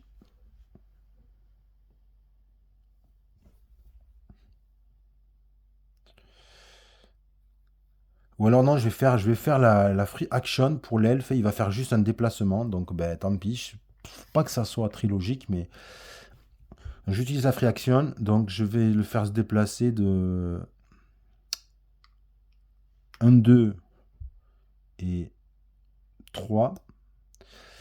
Et ensuite, il reprend son tour de jeu normal et il va faire un déplacement. Donc pour son dernier point d'action, il va faire un déplacement. Il va venir ici. Donc on gagne un point de combo. Et il va se déplacer. Il va faire 1, 2 et 3. Voilà, il va se reculer comme ça et il a joué. Donc on a fini, maintenant c'est à Valduin de s'activer. Donc que va faire le boss? Ben voilà, il s'active. Donc le boss il va dépenser son point ici et il va aller vers l'ennemi le plus proche. Il va se déplacer de 4. Donc 1, 2, 3, 4. Il peut rien faire. Hein. Ouais. Donc 1, 2, 3, 4. Il se rapproche, il peut toucher personne. Et du coup, il flie, donc il bouge de 4. Donc en fait, il repart en arrière, de ce que je comprends. Donc 1, 2, 3, 4. Il revient là où il était, quoi, en fait. Hein. Il revient où il était, c'est pas extraordinaire. Hein. Et donc il a joué, donc maintenant ça va être à Valduin de faire ses actions. Donc Valduin, ce qu'il pourrait faire, lui, ça serait du mouvement, mais un mouvement un peu contraint. Hein. Parce que je l'ai fait reculer tout à l'heure, mais enfin, heureusement, hein, sinon il était mort. Mais... Donc il va faire une action de mouvement. Donc je vais lui faire ici, hop, comme ça. Donc on gagne un point de combo. Il va faire... Je réfléchis. S'il se met ici, est-ce qu'il sera porté 1, 2, 3, 4, 5? Non. On va faire 1, 2, 3, ici. Et ensuite, il est à 5, 1, 2, 3, 4, 5. Donc il est trop loin. Mais en fait, grâce au carquois, j'ai 2 carquois là dans mon inventaire. Les carquois, on peut les utiliser quand ils sont dans l'inventaire. Donc je peux avoir plusieurs à emporter. Par contre, ça change le pattern. C'est juste, je touche où je veux. Et si je fais à partir de 12, j'ai une touche supplémentaire, mais c'est tout. Et là, si je choisis ce cube, c'est dans ce sens. Ce cube, c'est dans ce sens. Donc il faut aller voir ça.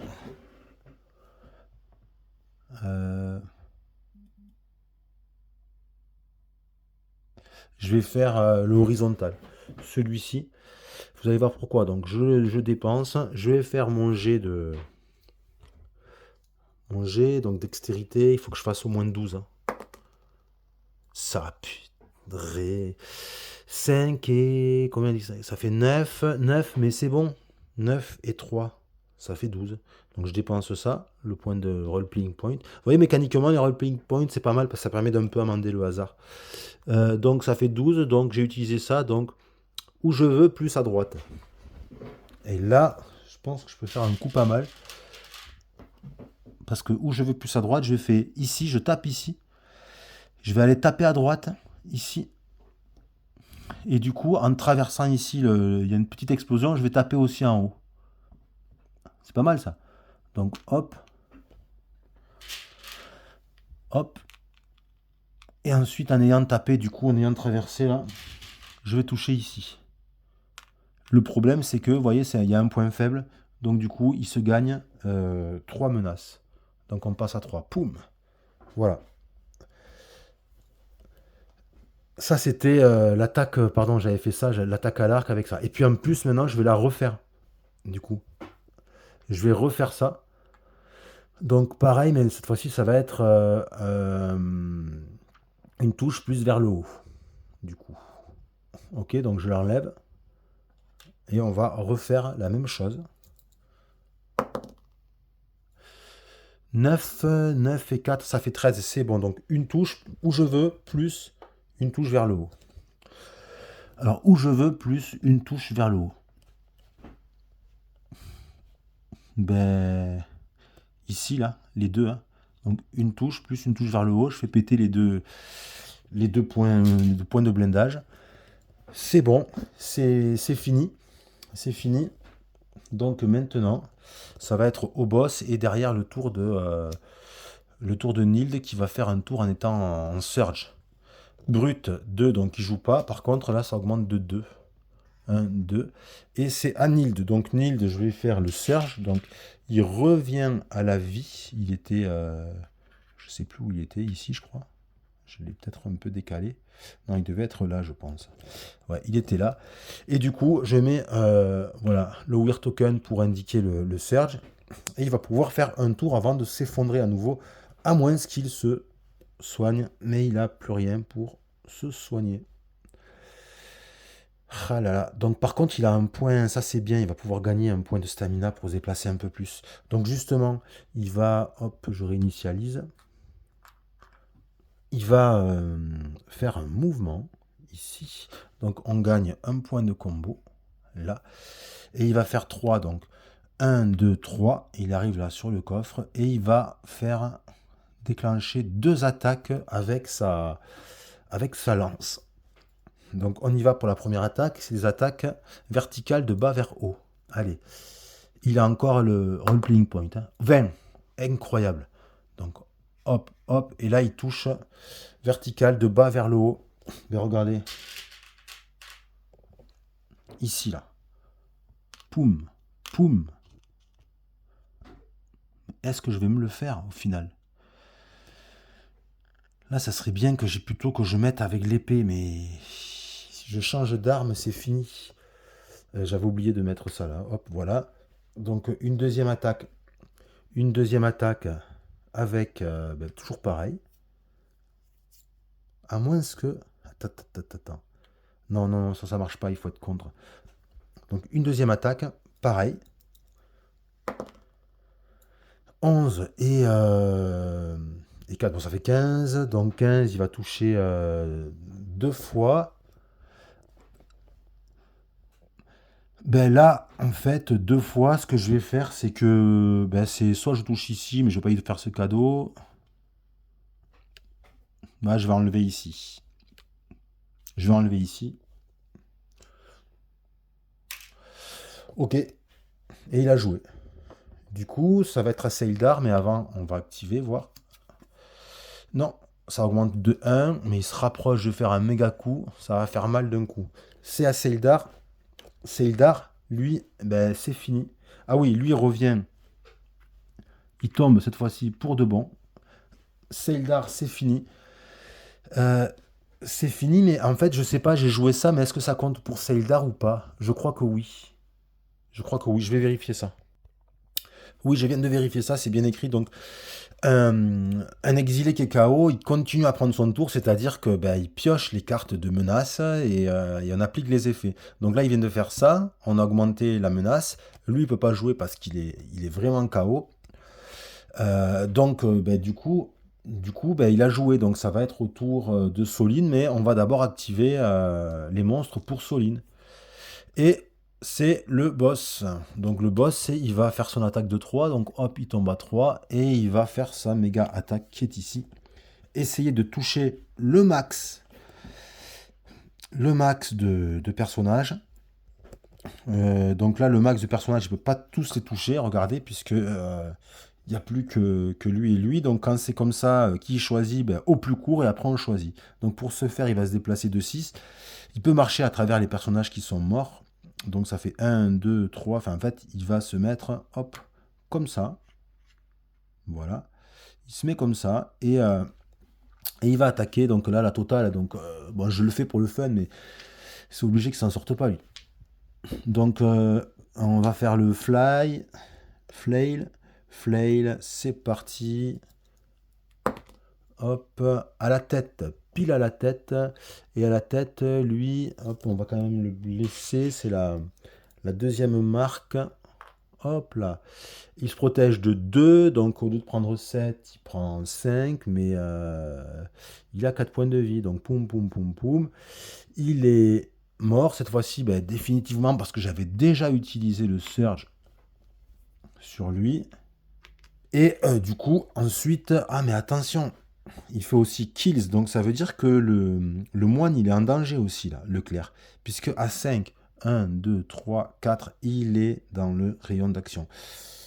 Aïe, aïe, aïe. Et il a que 2 points de vie. Ça peut se terminer maintenant, le combat. Hop, c'est le bras gauche. Le bras gauche, il n'y a rien. Donc, c'est 3 dégâts plein fer. Hop, hop. Terminé. Je vais aller voir les conditions de fin de combat de défaite. Alors, on n'est pas tout à fait vaincu, parce que je viens de vérifier. C'est si à la fin du tour d'un exilé, tous les exilés sont KO, c'est une défaite. Et là, c'est pas à la fin de son tour, puisque on vient juste d'activer le boss. Donc on finit quand même le tour du boss, qui nous fait une fuite de 2. Donc il fuit par rapport à là où il était, c'est-à-dire à lui, il s'éloigne de sa cible. Donc 1, 2. Et puis donc maintenant, c'est au tour de Soline. Soline, ben, on va utiliser son Surge. Hop, ici. Et du coup, il est activé. Donc vous voyez, je vais jusqu'au bout de la défaite. Hein. Il s'active. Je vais faire un mouvement. Je ne pourrais pas le pousser énormément, ce mouvement. Par contre, je peux soigner quelqu'un, là. Ben ouais, je peux soigner quelqu'un. Ben tout à fait. Vers qui je peux aller 1, 2, 3. Attends, si je fais 1, 2, 3. 1, 2, 3, ça va pas. Alors 1, 2, 3. 1, 2, 3. Et non, ça va pas. 1, 2, 3. 1, 2, 3. Ah bah si, 1, 2, 3. 1, 2, 3. Ben ouais, je vais essayer de faire ça. Donc il va se move. Donc il va faire une action mineure de mouvement. Il fait gagner un point de combat. Il fait 1, 2, 3. Après, il va refaire une action de mouvement. Ah, je suis en train de tout casser là. Voilà. Il refait une action de mouvement. Donc ça fait gagner 1. Donc on gagne une fraction. Il fait 1, 2, 3. Ensuite, il va soigner lui. Donc il va le soigner. Oui, il va le soigner. Il va utiliser son dernier petit cube dans le hold kit. Hop là. On va mettre ça là. Il va lancer un dé et il va faire un test de sagesse avec un plus 4. 2 et 4, ça fait 6. 6 sur du 6, bah, c'est un seul point de vie. Bon, ça ne change pas grand-chose. Mais en tout cas, lui, il revient à la vie. Hop, pour un point de vie. Donc, c'est pas fini. Je lui mets son point de vie. Poum. Et du coup, il a joué. Son surge, c'est fini. Donc, il retombe KO. Poum. Et ça va être à l'elfe de jouer. On regarde qu'est-ce qui va s'activer. C'est quoi ça? Execution. Oh, laisse tomber, c'est le truc qui m'achève. Le joueur actif, c'est-à-dire Valanduin, il perd une action normale. Super. Et ensuite, on pioche encore. On remet cette carte et on pioche encore. Oh là là. On remet cette carte où elle était. Enfin, où elle était. Dans le paquet, dans le sabot. Et on... Bon, il va perdre une action. Ok. Donc, je vais remettre ça là. Dans les traites. 90. Ok. Pour symboliser le fait que j'ai perdu une action, je vais remettre ça et ça là. Et ce cube d'action, enfin ce jeton d'action, je vais le mettre ici. Donc il n'aura plus que 2 actions. Et on repioche, évidemment. On repioche. Hop, qu'est-ce que c'est ça? Donc le joueur actif, il fait un check d'endurance. Hein. Oh là là. Ouais, ben c'est fini. Même pas le temps de jouer, quoi. Bon, on va faire le check d'endurance. Hein. Donc hop. 14, 14 et 4, ça fait 18. 18, un point de vie. Poum, mort. Et là, du coup, c'est la fin des haricots, tout le monde. Pourquoi? Parce que lui, il tombe. Et draw again. Hein. Et tu draw again. Mais ça, on le laisse, que ça reste dedans quand même. Ensuite, on fait ça. Donc, le boss, il s'active. Mais tout le monde est mort. Donc, il va s'activer de rien du tout. J'aurais pu tout à l'heure lui balancer une attaque, mais sans rien changer. Toujours est-il que là, ça y est, tout le monde est mort. Hein. Tout le monde est mort à la fin du tour parce que lui, de toute façon, il ne peut plus jouer. Donc, c'est une défaite. Mon équipe a été vaincue. Donc, comment ça se passe quand on est vaincu? Eh bien, on nous dit d'aller piocher la carte événement 999. Donc, en principe, c'est celle qui est tout à la fin. Ouais. Voilà, 999. Darkness, donc les ténèbres. On glisse dans l'obscurité et on se sent submergé par une vague de vide. Doucement, nos sens commencent à revenir. Et on sent du sable, je pense. On sent du sable. Ok, et on nous dit, tant qu'on est dans cet endroit, là où on est, là, cet endroit étrange, dans l'au-delà, tous les exilés restent à 0 point de vie. vous pouvez vous déplacer et prendre et faire vos actions normalement, mais vous pouvez pas vous healer. Ok. Ah ouais, parce qu'en fait, normalement, ça se regarde comme ça. Mais moi, je l'avais déjà. Ouais, ok. Ok. Parce que là, en fait, on a des instructions pour nous dire, voilà, on est au sol, tout ça. En fait, on enlève tous les monstres. On, on remet la map de jeu sur le côté non, non résolu. Parce on n'a pas clarifié, on n'a pas nettoyé la map. Et donc, on aura encore besoin de l'explorer. Ok. On nous dit aussi, on gagne aucun loot, normal, même si on a tué certains ennemis. Mais attention, il faut noter que si on a nettoyé certaines zones plus tôt, on peut les remettre sur le côté nettoyé. Oui, d'accord. Et ensuite on retourne, voilà. Donc on va faire du nettoyage. Donc, qu'est-ce qu'il faut comprendre? Ça veut dire que ça c'est nettoyé, ça c'est nettoyé.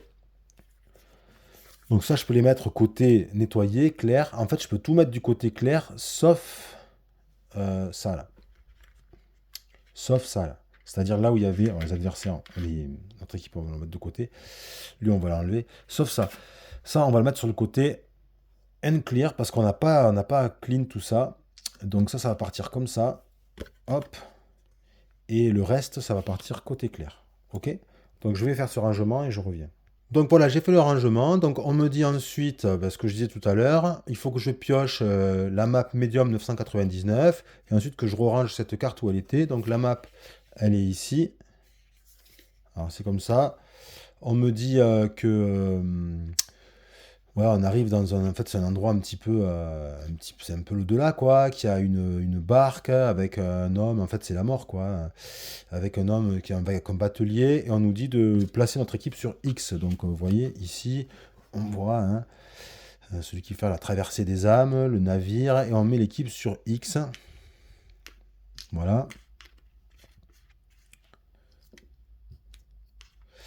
Et ensuite, on remet cette carte où elle était, 999, c'est-à-dire tout au bout, là-bas, au fond du sabot des événements. Voilà, comme ceci. Et là, on voit que, vous voyez, même dans la mort, ça continue l'aventure.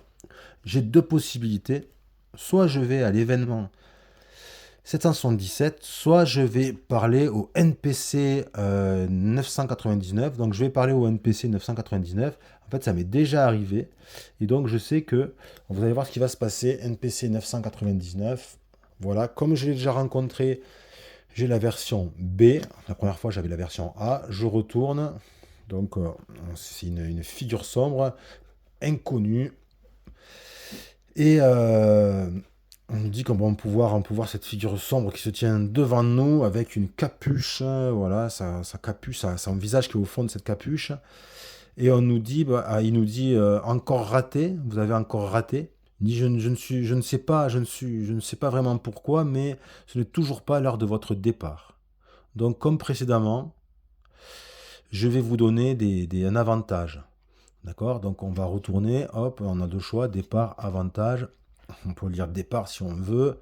Quand ça sera le temps, je vous prendrai. Mais pour le moment, vous devez retourner dans le monde de ceux qui marchent. Et comme avantage... Donc, je ne sais pas ce qui serait le mieux, mais ce n'est pas à moi de juger. C'est pas à moi de juger. Et on gagne un point du role-playing point. Donc je vais le donner à qui le role-playing point? Je vais le donner au clair.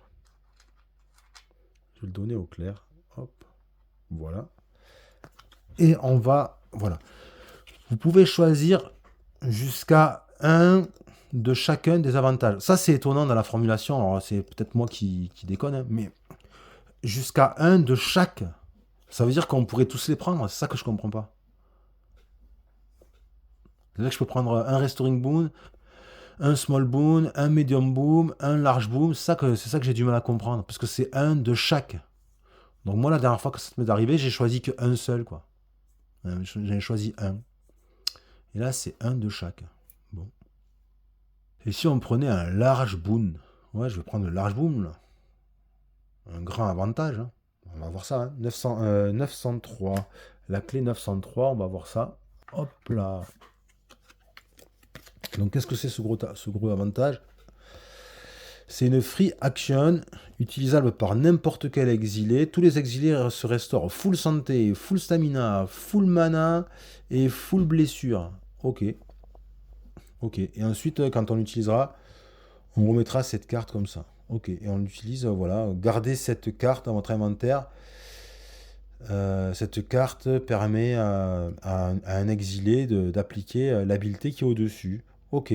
Donc ça c'est pas mal parce que ça permet dans mon aventure quand je suis un peu à bloc, comme par exemple c'était mon cas avant de combattre le boss, j'aurais pu complètement me restaurer et peut-être avoir un espoir de l'emporter parce que finalement j'ai trouvé que l'adversaire était nettement plus fort que moi, mais je l'ai bien amoché. Regardez, il a bien chargé quand même, hein. Donc il est plus fort que moi, oui, mais peut-être pas tant que ça au final, hein. Donc ça, je le prends, je vais le garder. Oui. Je vais pas l'utiliser maintenant, on va voir. Et puis du coup, on va aller vers le 777, hein, c'est ça. Et ça, on va le... Bon, je vais le garder à côté de moi, on ne sait jamais, hein. Donc 777, hop là. Qu'est-ce qui se passe à 777? Hop là, là pareil, j'ai déjà eu ça, donc je suis parti côté B. La lumière. Donc on nous dit qu'on quitte le rivage sombre, qui s'éloigne derrière nous. Tandis qu'on marche, on entend le son des vagues sur le rivage. Et du coup, ben, en fait, on sort de l'au-delà. On peut fermer cet endroit. Juste avant, ouais, on entend une voix qui nous parle. Et donc on retourne ça. Hop, et on lui dit, cette fois, on se... Vous placez devant la voie, vous courez vers l'ouverture. Et comme on passe à travers l'arche, on est un moment ébloui par la lumière. Mais on entend une voix qui nous parle avec des mots familiers. Et on va appliquer ça. Donc on va se reste. En fait, on va faire un reste. On va tout se réinitialiser. Ok. D'accord. Donc on va faire ça maintenant. Donc on va faire un... Je vais ranger ça déjà. Hop. Ça, je vais le ranger. 999. Tout en bas. C'est le dernière map active. Hop, ça part. Ensuite, on nous dit, on va faire un reste. Donc on pioche un jour, une carte jour, c'est ça. On est au jour 5. Donc il y a une brise et on se sent revigoré de ce que je comprends. La première fois qu'on pioche cette carte, on doit ajouter une carte événement, mais c'est pas le cas. Et si le deck est vide, il faut rajouter le jour 6, mais c'est pas le cas puisque le deck il n'est pas vide ici. Donc il n'y a rien de spécial. Hop. Ensuite, tous les exilés regagnent leur plein de vie, de mana et de stamina. Donc là ici, plein de mana, le plein de vie, le plein de stamina. Pareil pour Valanduin. Hop. Hop. Pareil pour les autres personnages, Seldar, hop. Lui, lui il était à bloc en magie. La vie, là-bas la vie aussi à bloc. La magie à bloc. Et la fatigue, enfin les points de stamina, l'endurance, tout à bloc. Et il ne faut pas oublier, moi ça j'ai tendance à m'embrouiller, à oublier quand on joue à 4, c'est il faut rechercher sur la fiche de chacun des personnages tout ce qui a une icône de flèche avec cette espèce de lune et de points violets. Ça veut dire que ça, chaque fois qu'on fait un reste, on le récupère. Donc lui, par exemple, vous voyez, son Lightfoot, il le récupère. Ça se récupère automatiquement même après un combat, qu'on se repose ou pas. Il n'y a rien dedans. Ça aussi, la marque, elle est sur l'ennemi. Hop, on la récupère. Ensuite, en bas, on regarde, on vérifie. Ça, non, parce que, vous voyez, il y a le petit symbole de monnaie. Ça veut dire qu'il faut aller chez un marchand pour pouvoir compléter ses potions, les recharger. Ensuite, concernant, voilà, Nil d'ici, lui, sa peau de pierre, hop, il se repose, il la regagne. Là, il n'y a rien. Là, c'est avec de l'argent. Là, c'est bon. Bon, on peut réinitialiser les jetons d'action. Là, la mana, il faut bien que je la mette à fond. Ça, hop. Donc ça m'a l'air bon. Le bouclier, j'ai envie de lui mettre ici, à l'endroit qui n'est pas protégé. Et puis ensuite, concernant Seildar, qu'est-ce qu'il va... On va remettre ces points là, ici. La dague qu'il a lancée tout à l'heure, le kunai, ben, ça revient disponible.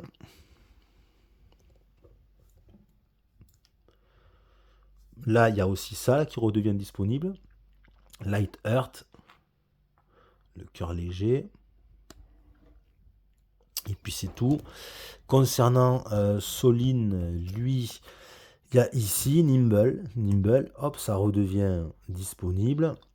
Ensuite, c'est Old Kit, ben, ça redevient aussi disponible. Il remplit tout. Ça, il pourra soigner à nouveau.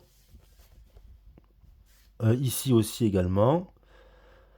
Hop, son focus pour booster les jets des copains. Hop, on va réinitialiser là les actions. Voilà, ici. Et puis, normalement, on est bon.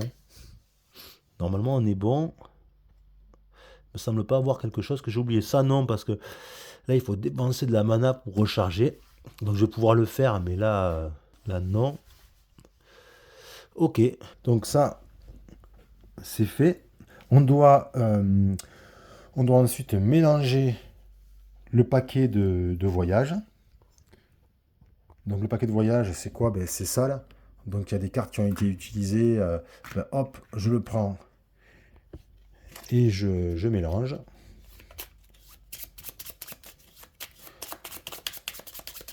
On mélange tout. C'est bien mélangé. Voilà. Et ensuite, on nous dit on va rafraîchir les tokens de voyage, c'est-à-dire ça. C'est-à-dire qu'on les met tous sur le côté coloré. Il n'y avait que celui-là qui était grisé. Hop, je le mets sur le côté coloré. Et tout est bon. Et ensuite, on continue à voir, qu'est-ce qu'on nous dit? Donc le chemin que nous osons, les chemins que nous osons emprunter. Les mots sont en écho dans notre esprit. Comme on se réveille, on cligne des yeux, on se réveille dans notre tente. Et donc on nous dit de remplacer le NPC 999 en mettant sa version numéro C, si ce n'est pas déjà fait. Et ensuite on place notre équipe sur la guilde. Donc le NPC, il est là, j'ai bien fait de ne pas le ranger. Donc ça va partir en inactif et dans l'actif va partir le C. Donc on va voir, je vais chercher, ça doit être le dernier, voilà. Le C là, il va venir en actif.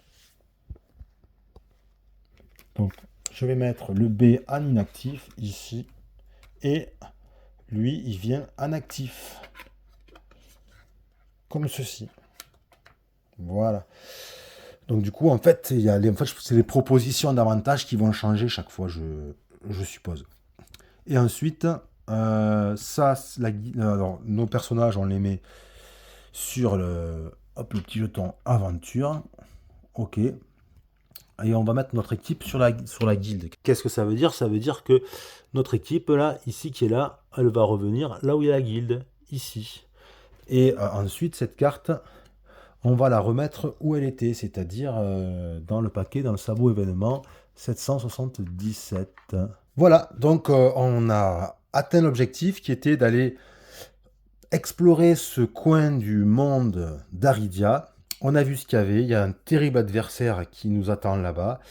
On a fait l'expérience d'un combat contre ce terrible adversaire. On a été vaincu, on a quand même bien entamé. Plutôt fier de mon équipe parce que je pensais qu'on n'allait pas le toucher autant. Donc moi, il me reste plus qu'à ranger cet ennemi et le remettre dans les différentes boîtes. Et puis il est temps de mettre fin à cette vidéo, à ce deuxième et dernier épisode, puisqu'on a atteint l'objectif. J'espère que ça vous a permis de découvrir ce que c'était que ce jeu Aridia et que ça vous a plu. Salut!